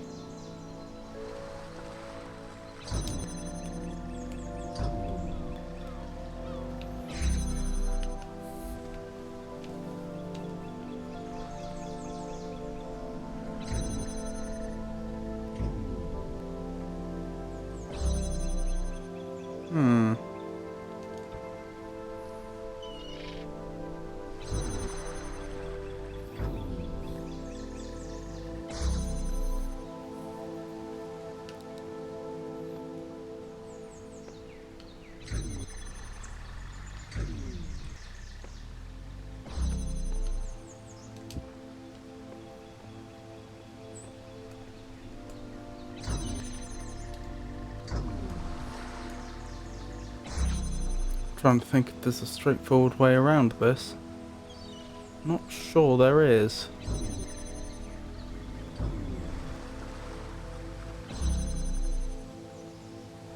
Tell you what.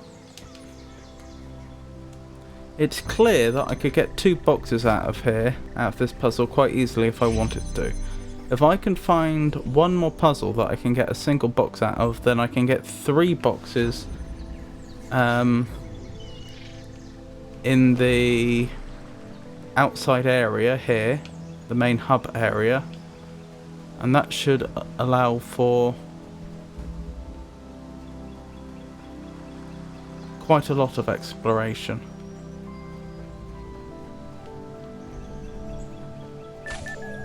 Nearly.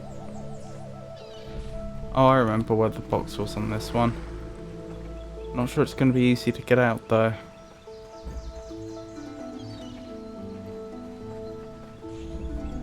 This one didn't have boxes. That may not work then.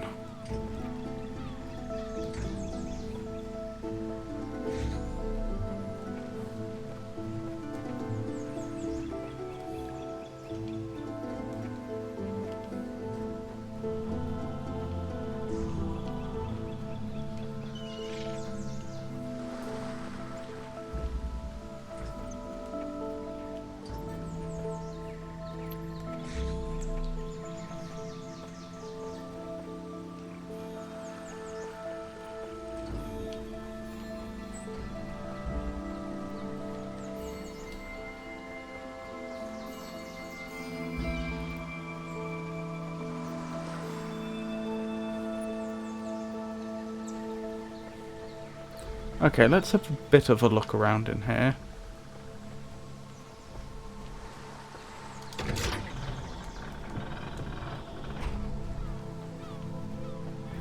Get as far as liberating the box from the rooftop it's on at least.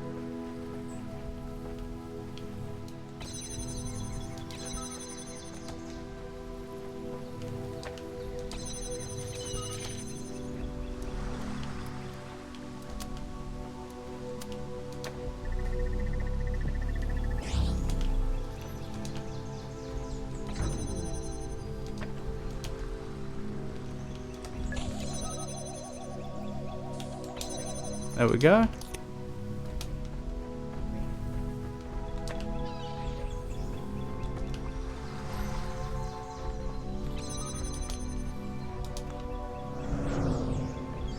Right, if I were to try and get it out of here, how would I do so?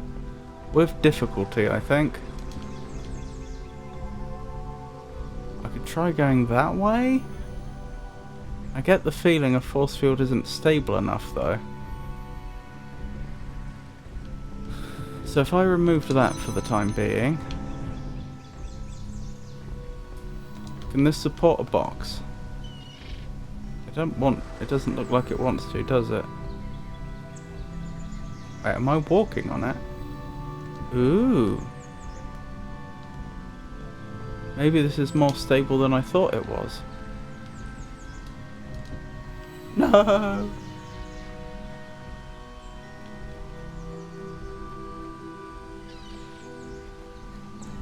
We've actually got really quite good mobility in this particular puzzle, though.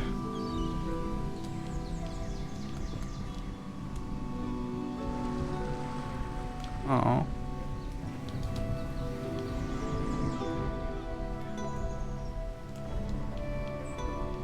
Interesting to find out that you can, in fact, walk on force fields, though. I didn't know that. Okay, but not on those fences.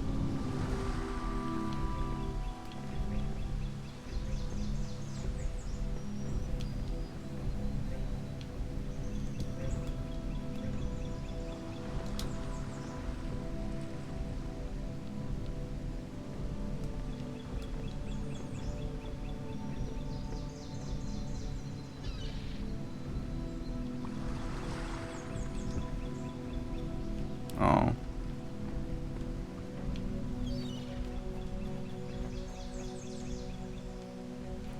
Okay, are there any other options?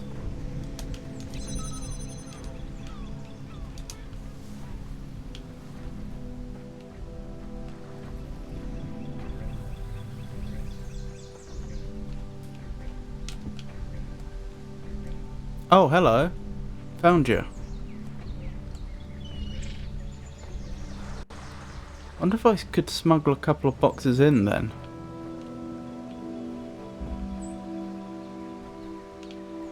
Probably not easily.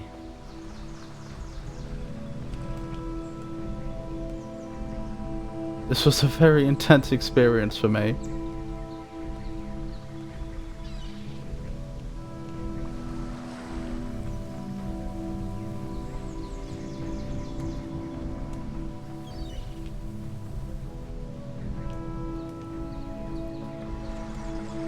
Clearly I'm supposed to go over this side.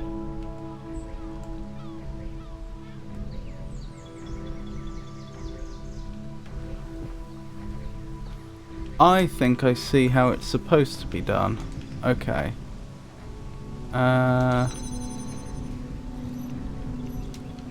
Hold on.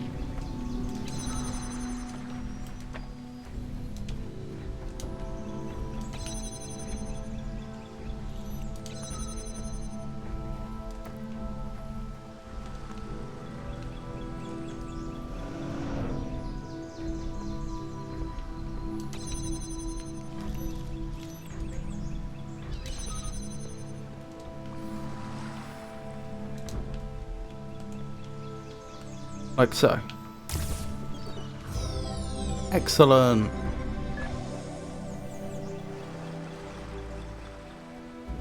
Right, I think that's everything in this area, other than the area connected to the catacombs, which I assume is one of multiple endings. Am I about to get told off for not ascending? The journey may be arduous, but do not stray from the path. The children of Elohim will triumph over the unbelievers. One of these worlds is not like the others. Your imagination discredits you, child. Speak no more of this nonsense.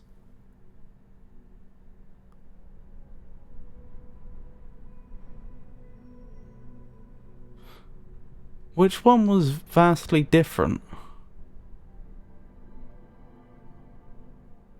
Let's see, the first area had the snowy wooden fort theme.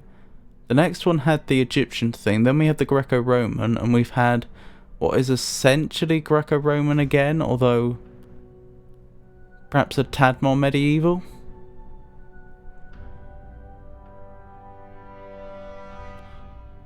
Or is this in response to the fact that I've already found the code that lets me go to the Red Sigil area? No, I know what I saw. What are you hiding?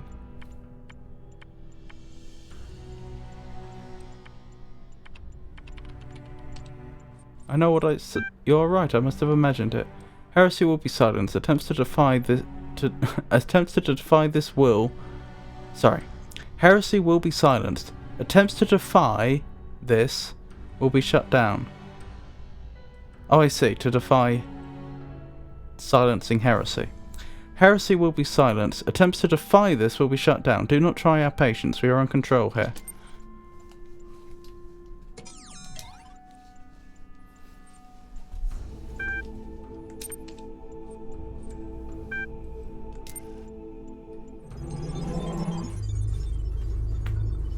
Oh, so all I had to do was type admin then.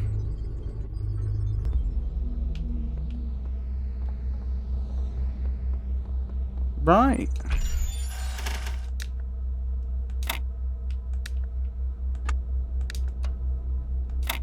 Now to enter what I can only assume is the end game.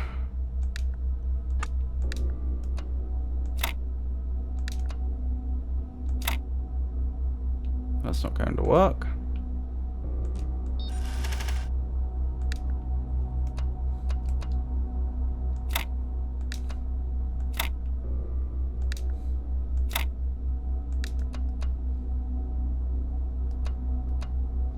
That's not going to work.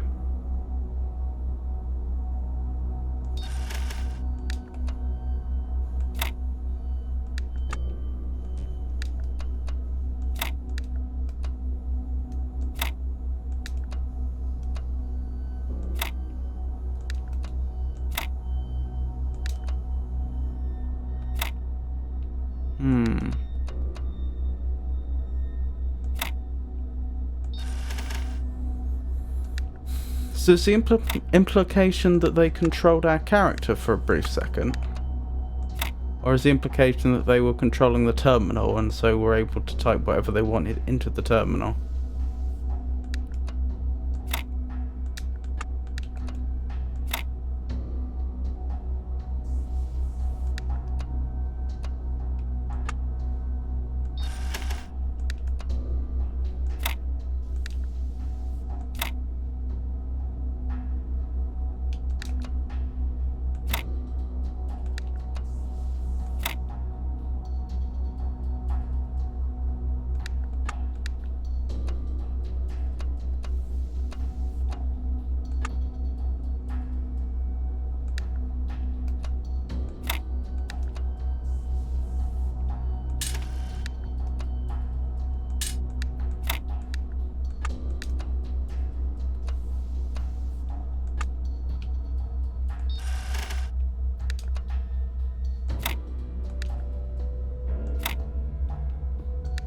Because if they can control my character, you do wonder what's happening now. Like, why, if they don't want my character to go here and they have control over them, why would they let me do this?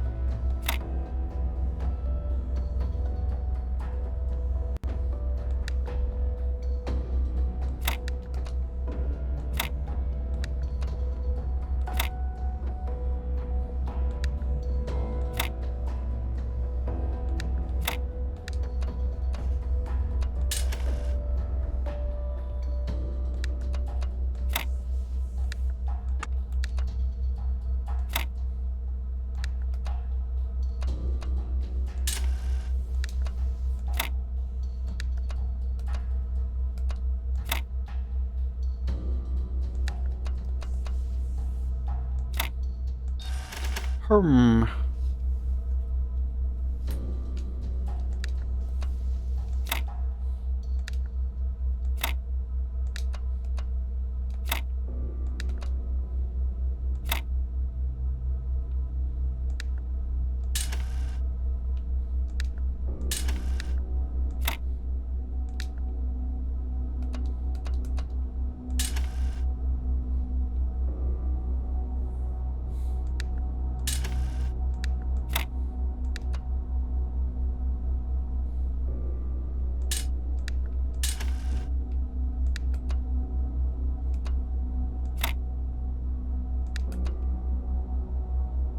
If I put it there, I don't think I have a way to fill that gap.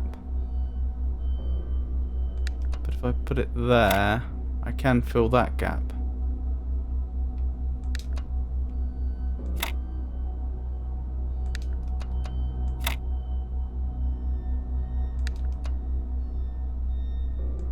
Oh, this isn't quite gonna work. Seems close though.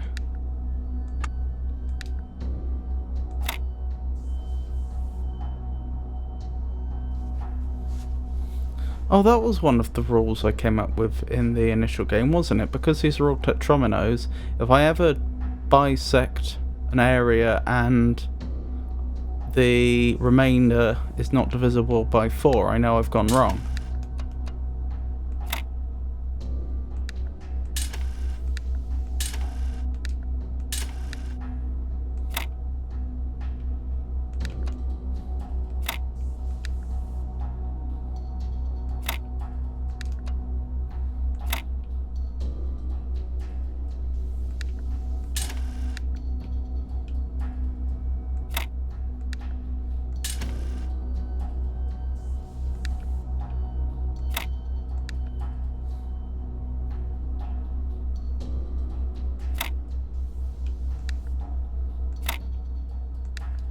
This is looking promising. There we go. Got there in the end.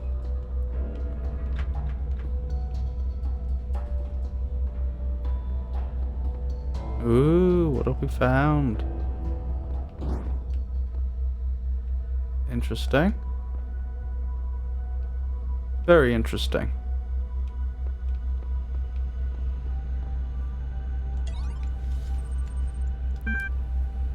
System has been reset, but network communications interface not found. Attempt to view local data cache from last session. Data may be corrupted. Yes. Oh, this was the fragment that was in our journal to begin with, but we couldn't access. A hash at Institute for Applied N percentage. That's probably the applied pneumatics from the base game. Ian mailing list. Emergent AI Soshi hash. A question that I've been wondering about recently. What sort of societal structures might independent AIs form as they interact with each other? Finding a balance between the pursuit of individual freedoms and doing what is necessary for society to thrive has been a difficult balancing act since the dawn of time. A significant part of humanity's rise can be attributed to our ability for a group to work together to become more than the sum of its parts, while also nurturing the individual creativity and freedoms that allowed us to flourish in wildly different and changing environments. Unfortunately, attempting to find this balance can create tensions, and sadly we don't have to look far to see the wreckage of societies literally torn apart by single-minded pursuit of, then some corruption or redaction. How can we shape our world to prevent this destructive polarization from taking root?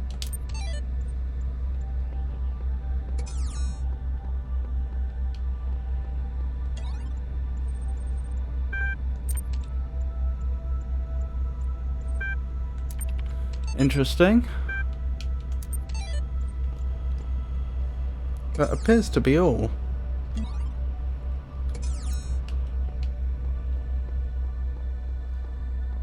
I also realise I only have 7 stars, which is possibly the total number in this mod. It just seems like a slightly odd number.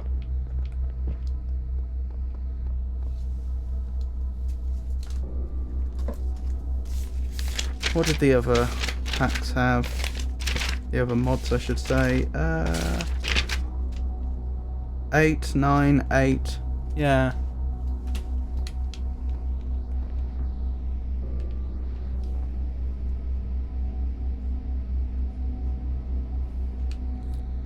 Romano 1 doesn't list any stars. They probably say somewhere in the workshop page the amount of sigils and stars. I think this was the only mod that didn't. Unless I missed it, but I did look.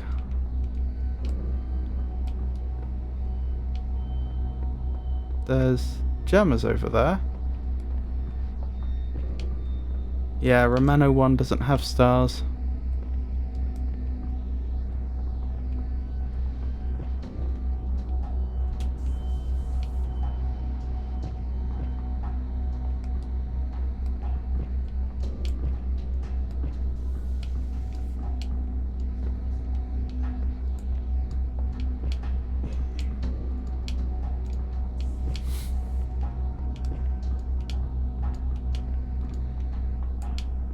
There we go.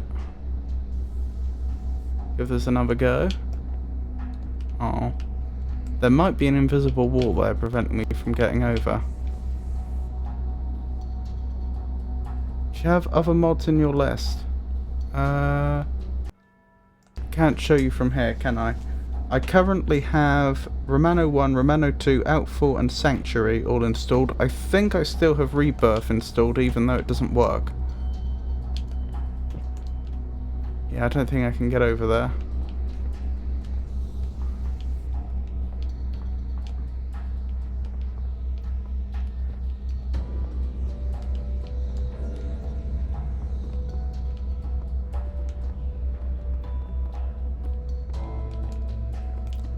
Or did you mean list to play, in which case the only other one is Rebirth?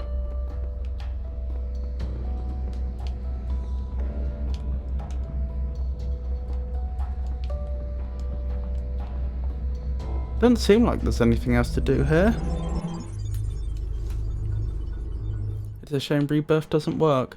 Yeah, I did some searching. Looks like downgrading the game version might do it. Schrodinger's Cat 2 is good. Mystery from Beyond the Grave 2 is probably not for you. Abomination 1 and 2 are probably the hardest.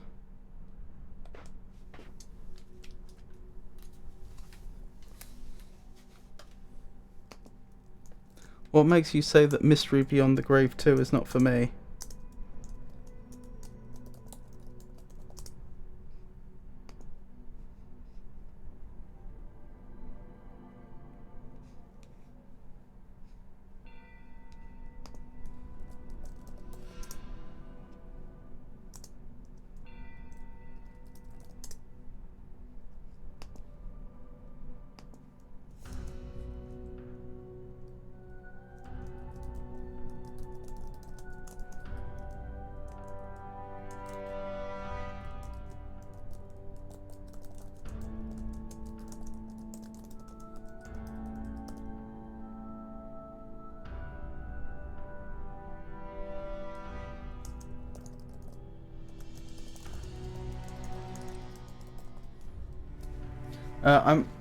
The slogan is the slogan for it is intended solutions may look unintended or something like that. Oh, I see.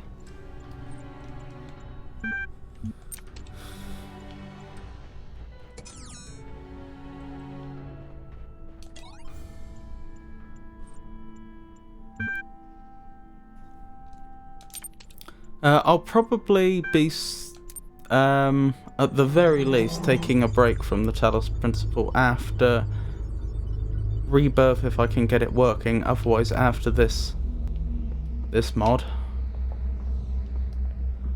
But I'll make a note of those. Can't promise I'll go back to them, but we'll see.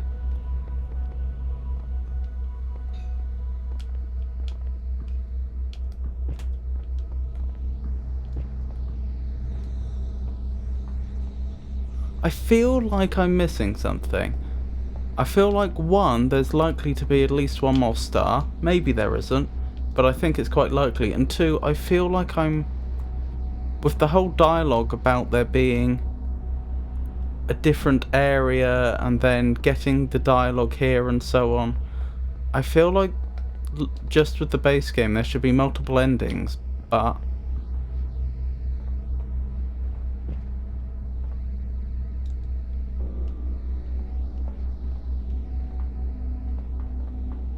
but there doesn't seem to be. That's Greek. That's Roman. Oh, maybe that was supposed to be Egyptian. That's Gothic, so medieval. And that's the wooden fort.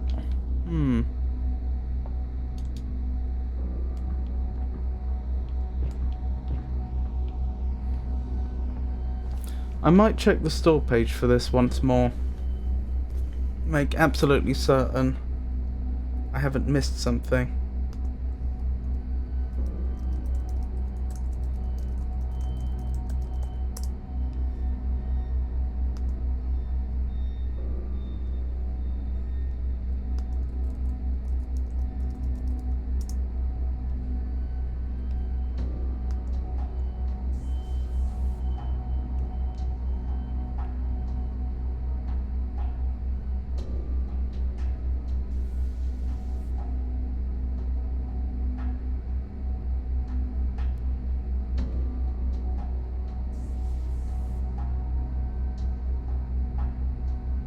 Nope, I don't see anything. Either about the number of stars and sigils, nor any indication of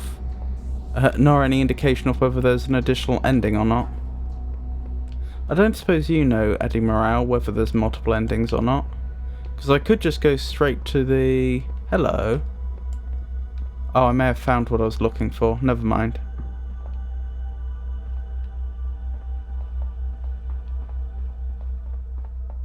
Well, I found something, haven't I?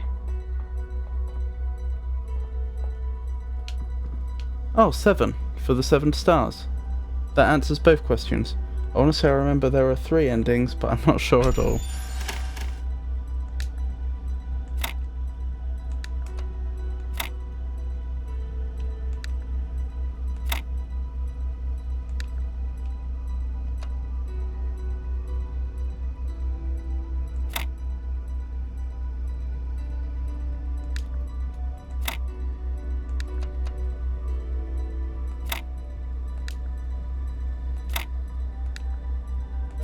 Excellent.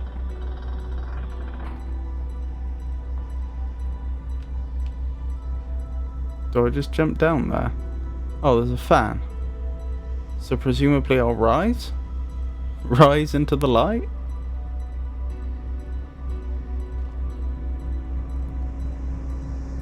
Whee! I hope this was a good idea.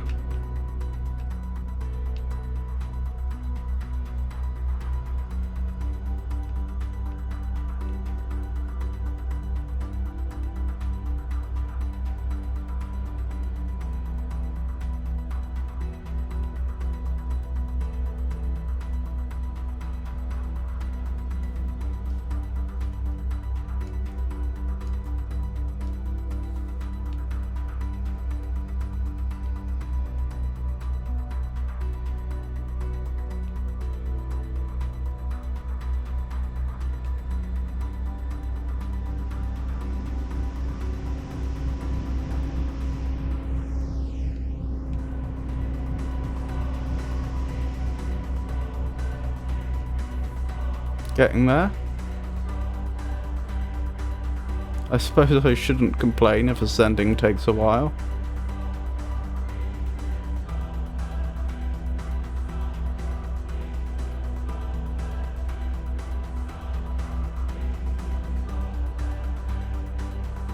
Blimey, it's bright.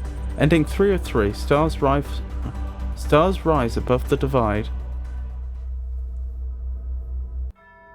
Nice they list the number of endings. Excellent. So that's Sanctuary done. Right. Well, it stands to reason that I don't have Rebirth working yet. So what we'll probably do is what we usually do when a game I'm playing ends a bit too early for the stream to end. I'll do a bit of Spelunky. Still, I hope everyone enjoyed that.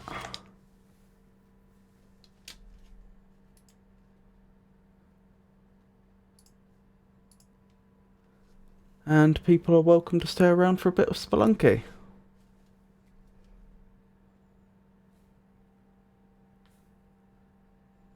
It takes a while to start up.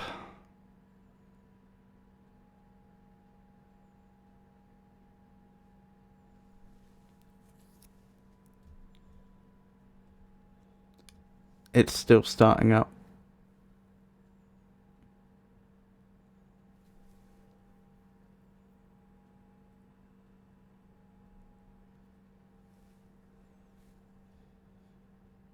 Not quite sure why it takes so long.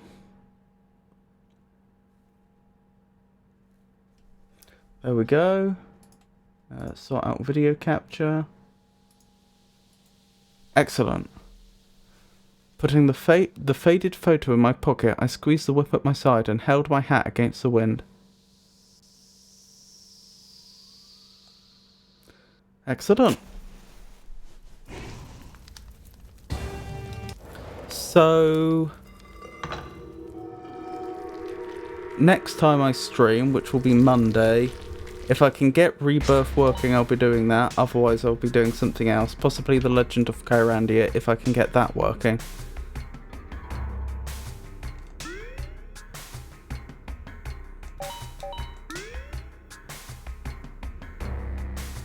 Let's see if I can remember how to play this game.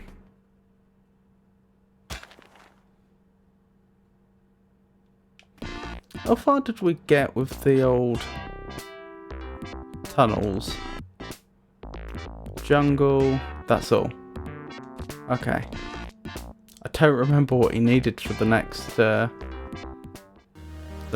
part of the tunnels.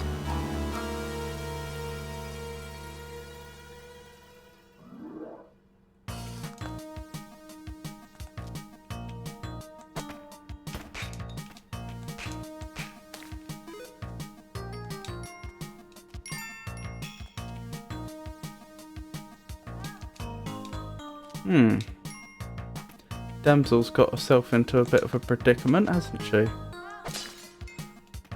I know in theory how to deal with that.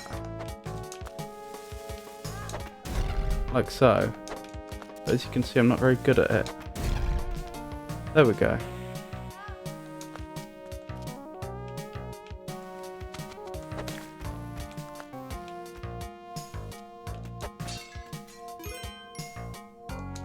Bit of a waste to use 2 bombs on it, but it is a trick I should probably be practicing when I get the opportunity.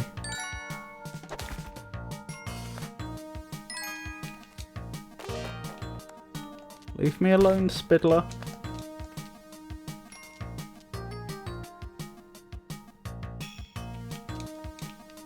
Okay, actually, no, I don't think I can make that jump. Let's just go.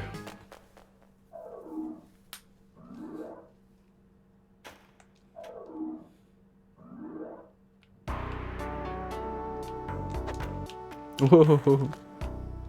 Oh, for those that aren't aware, the Legend of Kyrandia... Oh, that's bad. I can't go into that shop because of the trap. That's a shame. I wouldn't have minded purchasing some bombs.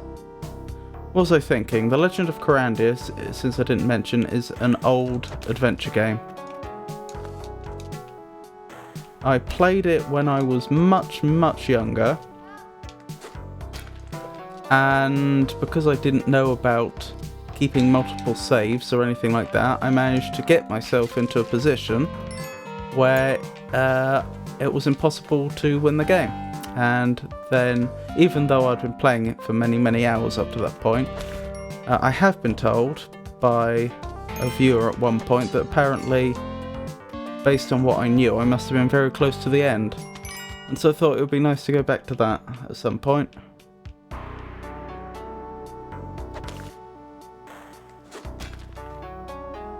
Yes, games did used to do that a lot.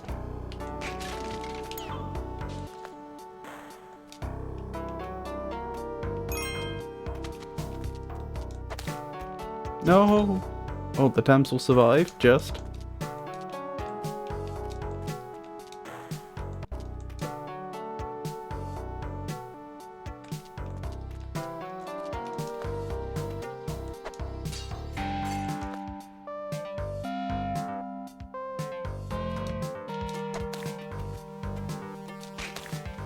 Well, young-ish.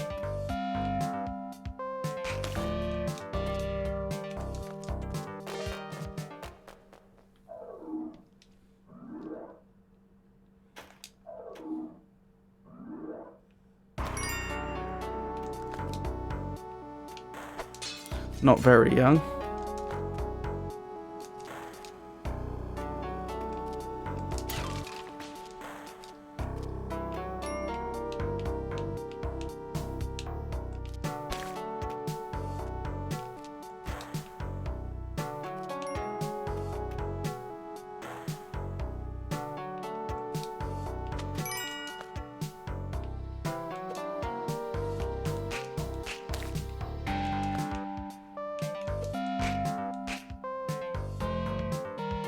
Being young is a state of mind. Indeed. I think that trap's gone off. Yes, we're good. That scorpion's a problem though. I would like to get into that shop if I could. Oh, then again, I do have enough bombs now. Do you know what? I'll just leave it. I'll leave it for now.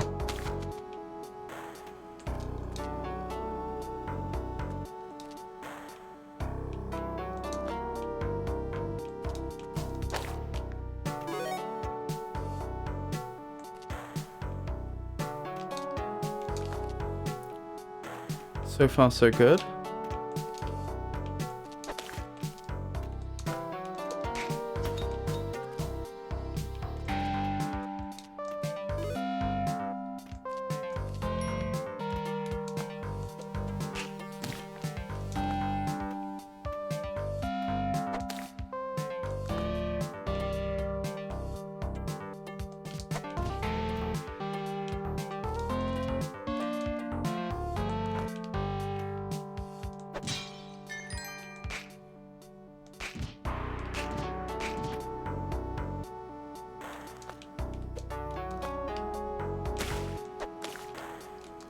I'm not seeing the key for this chest, which is a shame. We don't need it, only if we were going to try and do the sort of secret ending to this game. Oh well.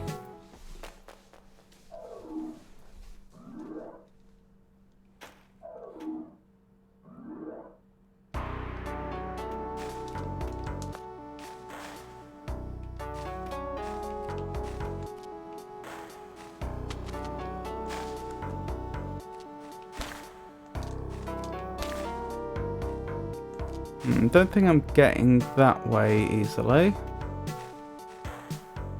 There's not a lot here that I need, really. I wonder if I could set that bomb off remotely. If I left, well, I say bomb, that box of explosives, I probably could, but there's also probably no good reason to do so.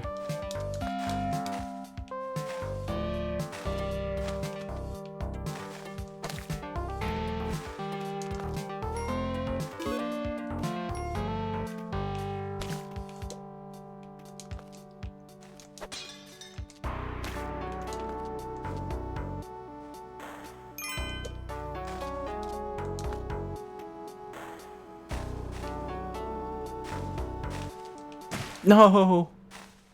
Oh. Okay, that's the end of that run. Let's try again.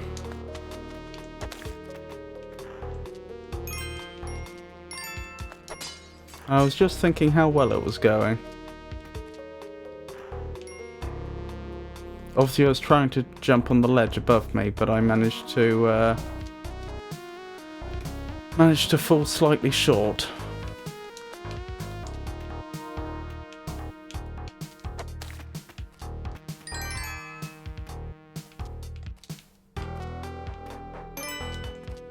Incidentally, if anyone has any questions about this game, feel free to ask me.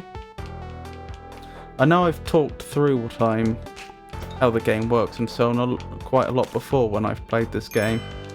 But I imagine it would get tedious for regular viewers if I did that every time I played.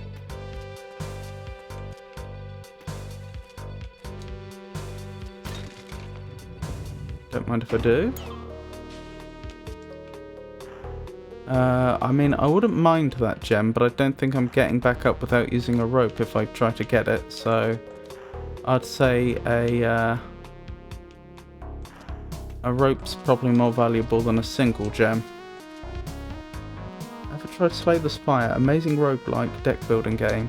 I have not, but I bought it for a friend and I've seen them play it quite a lot, so I am familiar with the game.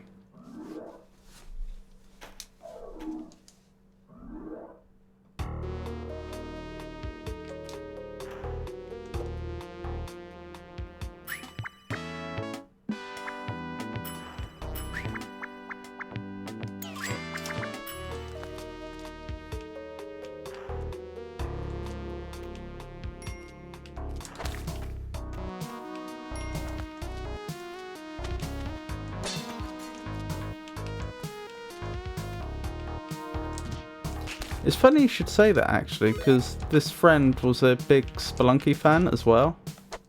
And it was because of that I thought they'd get on really well with Slay the Spire.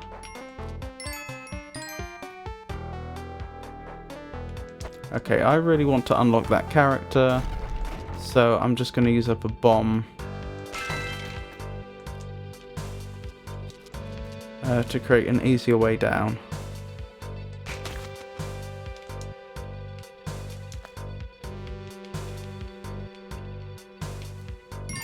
Oh, I'm on 1 health. This isn't going great. Yeah, I suspect you're right. I suspect I would get on well with it. That's alright, Eddie Morale. Hope your training goes well.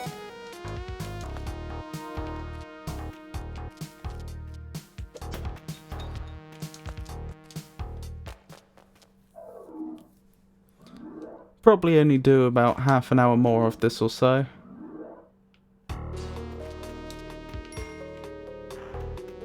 Anyway, yeah, thank you for coming, and I hope you have a great rest of your day.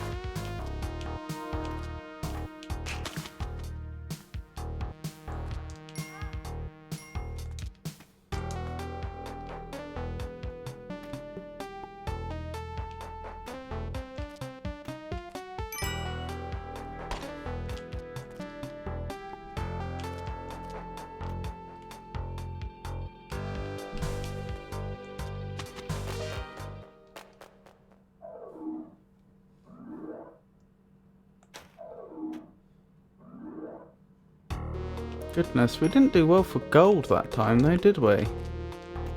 I usually go by the rule of thumb that if you can average about 10,000 gold per floor, then you're doing quite well. It certainly is possible to do better than that if you're very, very good at the game or very fortunate. Get a really good spawn, that sort of thing. But I tend to... I tend to go by the rule of thumb that 10,000 a level is doing well. So what did we get last level? Was it about just under 4,000? That's not so brilliant, unfortunately.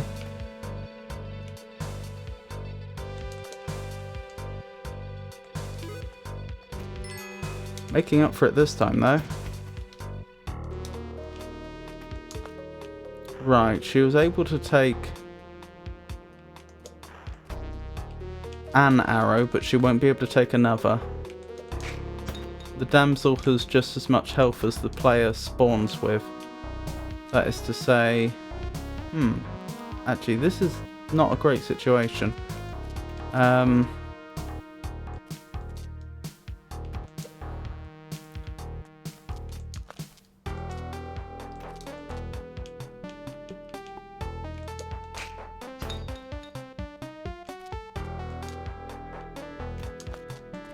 That is to say she has four hearts, and an arrow takes 2 hearts when it hits you. 2 hearts worth of damage.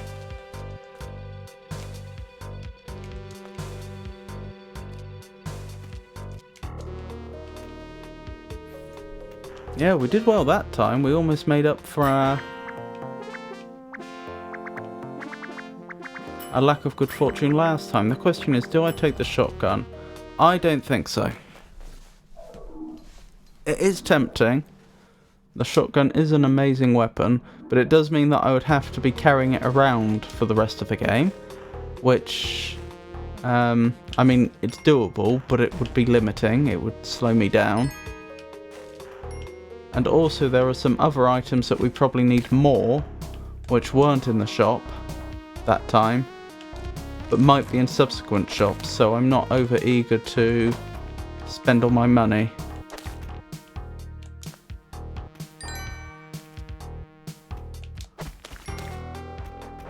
Oh, that was good. Ooh, the key! Okay, I'm gonna need to use a bomb to get through there. Is that skeleton? No, that skeleton's not going to come to life. Oh, I see the chest. Very nice. Yeah, we'll just deposit that down there for now. And go back for the damsel.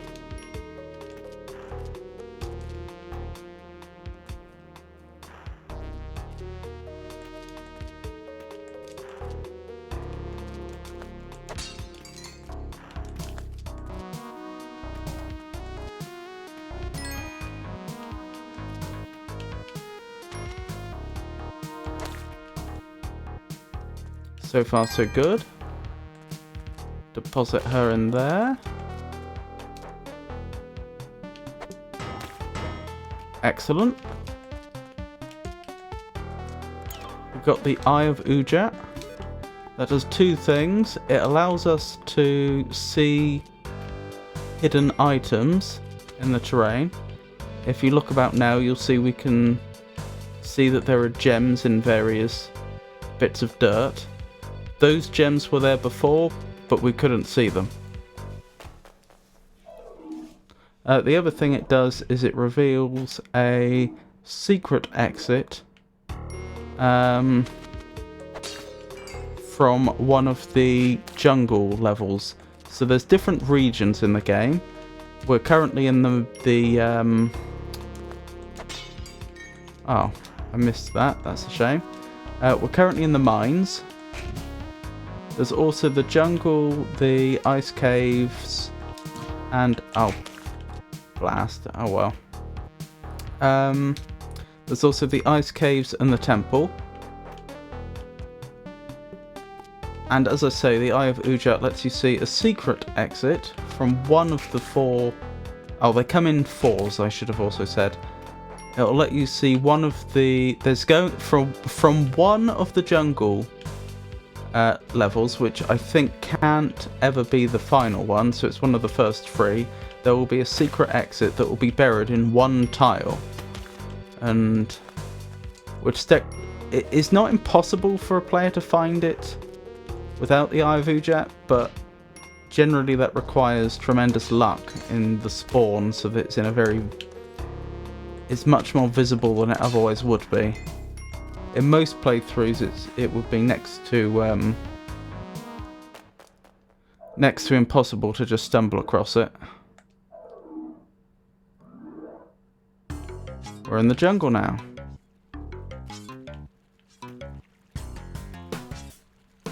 As you progress into later sections, the game does get harder, as you'd expect. Right, I definitely want the compass. That shows us exactly where the exit is. That's going to be very useful when we hit the ice caves, for reasons that will become clear. And I'll take the spike boots as well. There's still some other items I would like though, which we don't have. Hello Pengy, lovely to see you. How are you today? Oh, you know what I should do? I only just thought of this. I should probably update the stream info.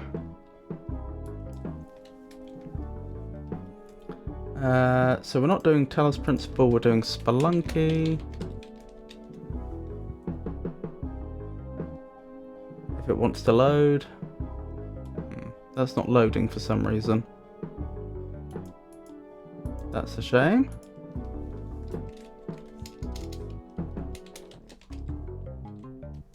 There we go. Spelunky. And what should I change the title to be?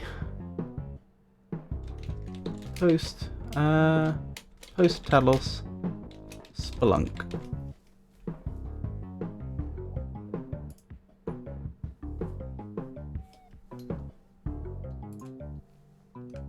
It is quite interesting. It's a roguelite.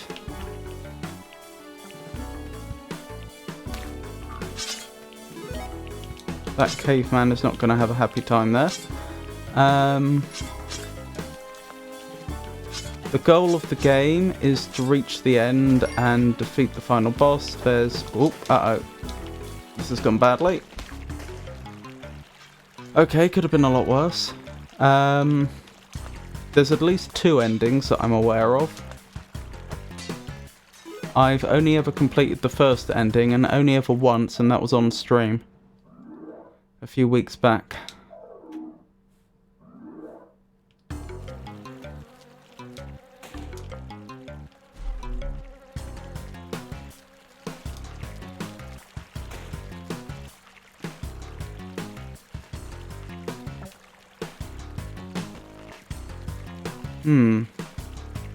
That's a problem.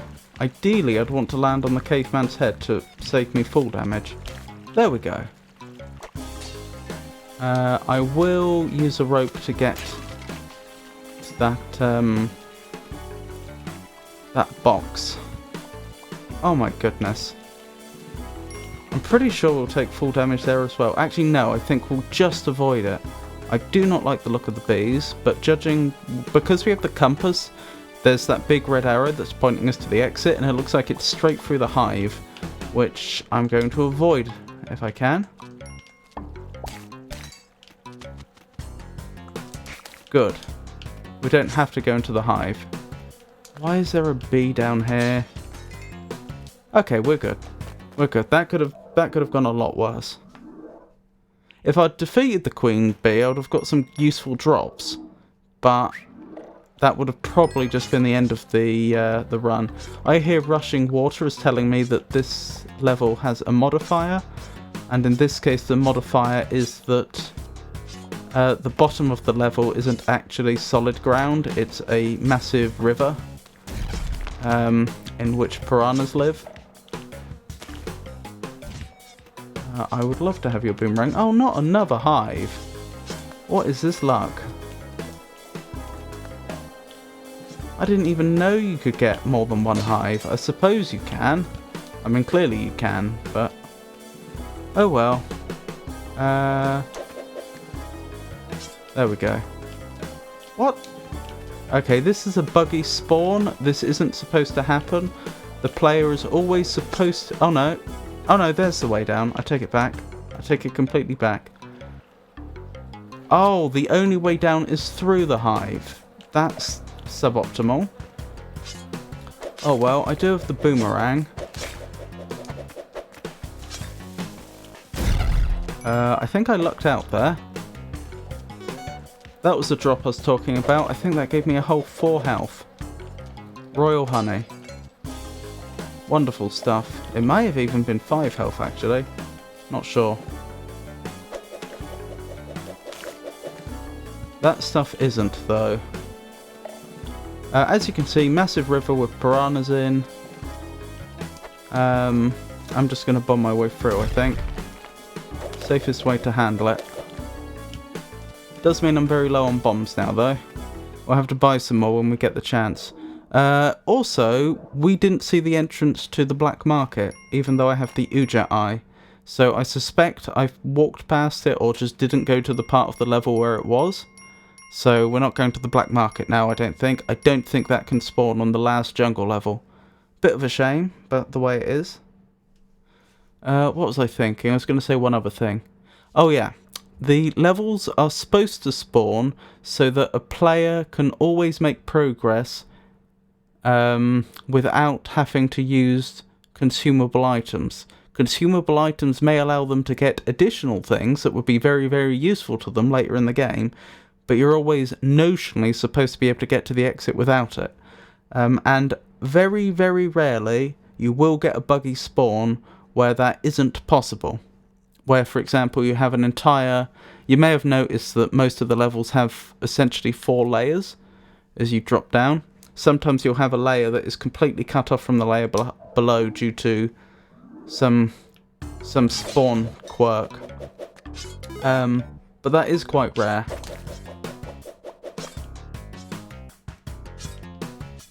I don't really want to risk getting involved with those monkeys, really. That's worth a lot of money, incidentally.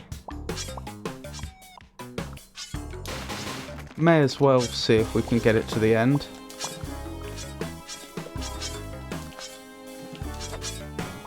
Ah, that's not the ideal place for it to have ended up. There we go.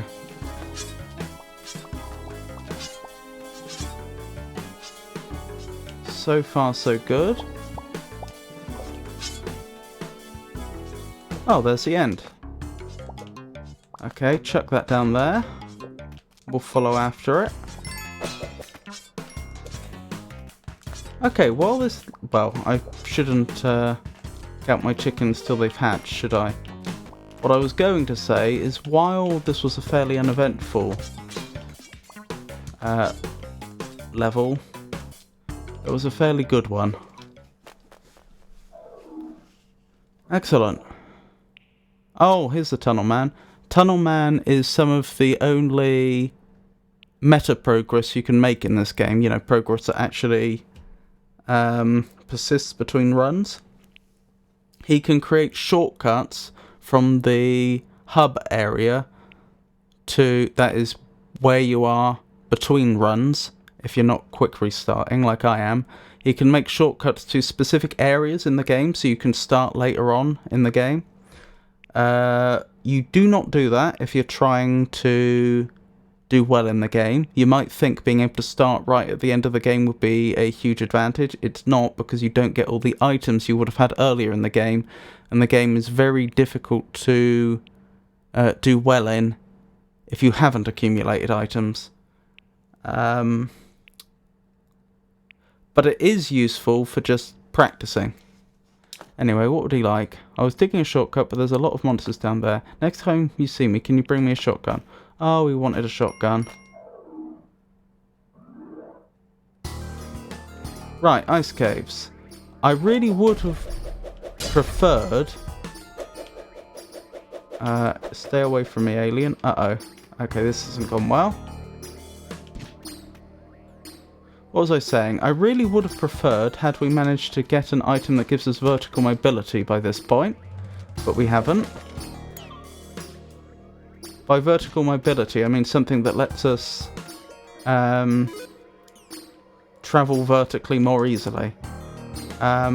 We have one item which fortunately should make the caves completable. And that's the compass that tells us where the exit is. So the big thing about the ice cave is that they're, unlike all the other floors, all the other regions in the game world, there is no...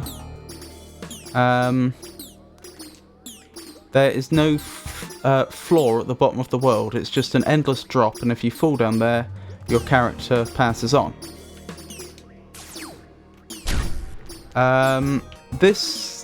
This combined with the fact that the level, rather than having distinct floors that you're dropping down, like different layers, it's just platforms that are floating in this big abyss. That creates the problem that if you don't have any vertical mobility, like we don't have right now, we have no items that allow us to jump higher, we don't have the jetpack, we don't have anything that lets us fall more slowly and control our descent a lot more. We don't have anything that allows us to climb up walls, anything like that. There's a lot of items in the game that can give you vertical mobility. If you have no vertical mobility, then it is possible to get stranded in the ice caves where you've gone down one way and you have no way back up. and you have no way to go laterally either, which can mean that you can't get to the exit. The compass points you to the exit, so that shouldn't be a problem for us, because I should always be able to move us in the direction of the exit as we're descending. I think we'd be really unlikely to get permanently stranded. If I didn't have the compass and I had no vertical mobility, then we would have a problem. We could just lose the run due to bad luck. I just happen to have descended in the wrong direction and we have no way back.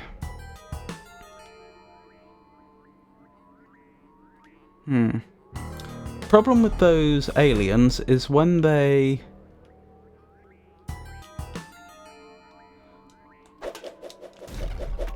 Yes, that happens. Their flying saucers explode.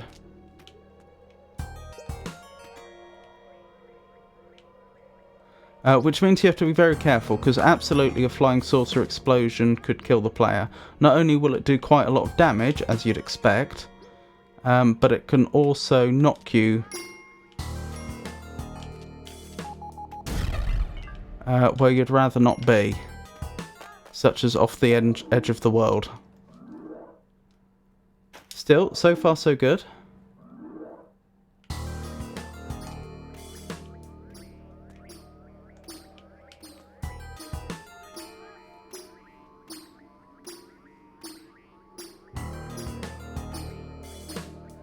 Oh, sorry, you did ask how I was, Penky. I'm doing well. So because I have the spiked boots, I do 4 damage every time I land on an enemy instead of 1 point of damage, which is why I'm able to take these Yetis out in 1 hit. Usually they would take a lot more hits than that. This is a problem. This is a problem. I'm going to have to try and land on the Yeti's head to not take full damage. Well, that worked. I could... it'd take me a rope and a bomb to get to the damsel. I don't think that's worth it. If it was just the rope, it would have been worth it, but we only have 2 bombs left and we really need to save them. The bombs are really worrying me. There are some... okay, this is a boss level. There's going to be an alien boss, who hopefully we can avoid. You obviously have to... combat the final boss in this game, but oops, okay, I fell, but we survived. But what am I trying to say? The other bosses in the game you can usually just avoid. I think it's a bit different in the sequel. What am I thinking? So we've got to the temple, which on the face of it is really good, but we are really, really light on useful items. I'm particularly concerned about the lack of bombs and the lack of stickiness to the bombs. So there is a boss in the temple which is really nasty, which I usually solve by throwing lots of bombs at, sticky bombs at, which we just can't do. And there's a danger that when we encounter them, that'll just be game. Then again, the temple's deadly enough anyway. There's so many things that can just insta-kill you here. Even this is a problem. I'm not quite sure how I'm going to get past here. I think we got away with it. Okay. Down this way, I suppose. There's that boss. There's that boss. That's the one I was worried about. But the exit is right there. Did you notice the little trap there that would have insta-killed us if it had smushed us against a wall? I didn't even see it because I was panicking about the boss so much. But fortunately, I jumped at the last second. How am I even going to deal with the final boss in this game? Oh, that's interesting. This...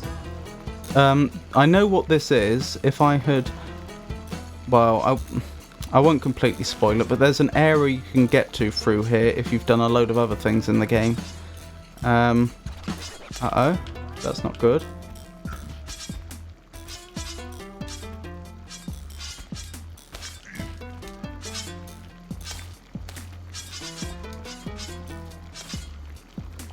Sorry, a bit distracted.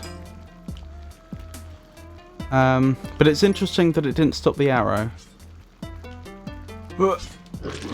Goodbye.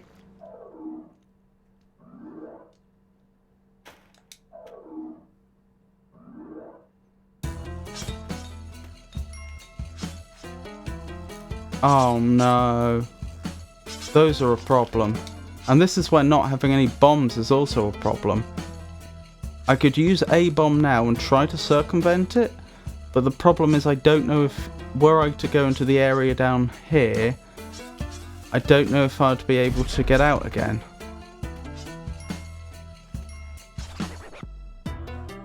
Oh, maybe.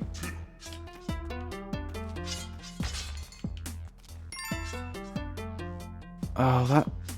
Yeah, we have a problem.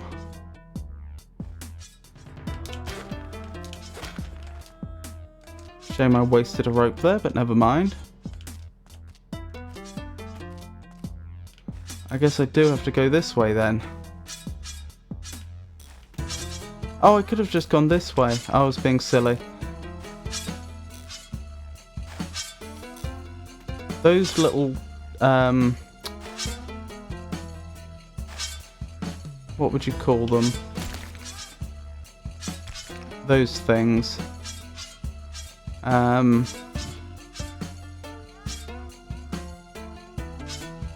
rocks with the eyes on. They're terrifying. I think we've lost here. I don't think there's anything I can do to get past this enemy. Oh, I could have done that. Shame I lost my boomerang because I was being silly. Ugh. Okay.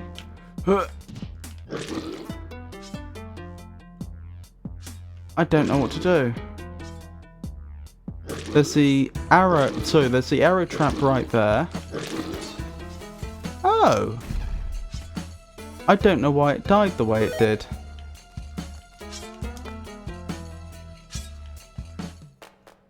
That enemy should have a lot of health. I don't quite understand what went wrong there. Just having a bomb hit them should have done at most 1 point of damage. Oh well. So this is the final boss of the game, and we are not equipped to deal with it. Still, quite nice to have at least got this far.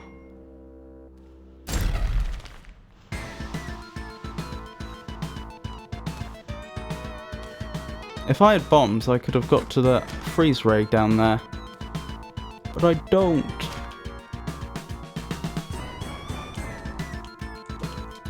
Oh well, let's collect what we can from up here.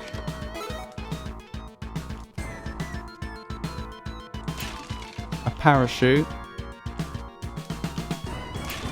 Bombs. That's more like it. Well, we already had a compass, and that's not that useful at this stage in the game. A web gun. That's pretty useless.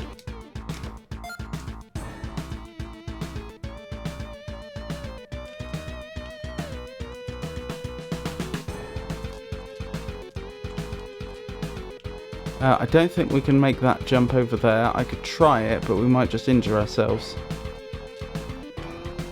Nope. Well, we have the parachute at least.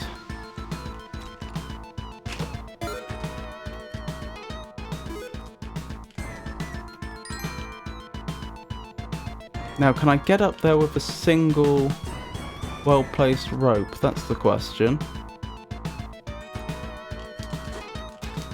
Yes. The bombs are very good. I really would like some more ropes though. Okay, we just got bombs. Well, we'll just have to make do with what we've got. I'm really worried that we're just not equipped to deal with all the creatures that are going to be spawned. I suppose what I should do is try to get the boss to come this way, where the ropes already are.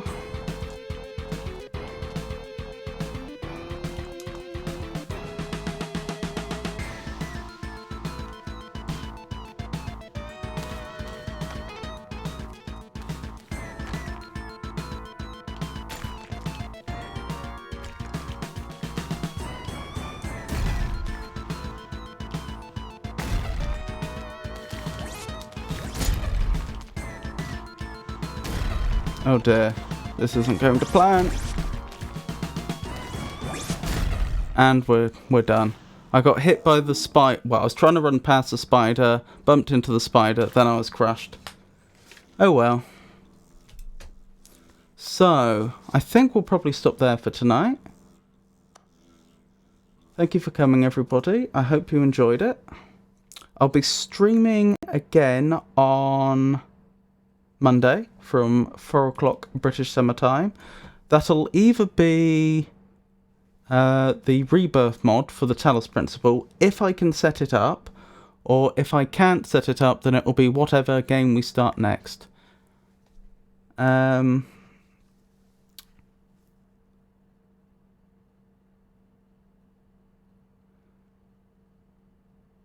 What was I thinking? Legend of Corandia is a quite likely candidate, but I won't guarantee it. Other streams coming up are Friday and Saturday. If any of that should change, I'll announce it on Twitter and my Discord server. That's alright, Pengy. The full title is Spelunky. I was being a little... I was taking liberties in the title of the stream. Anywho, wait. I should check and see if there's anyone I should be raiding. There is not. Okay, never mind. So, good night, everybody.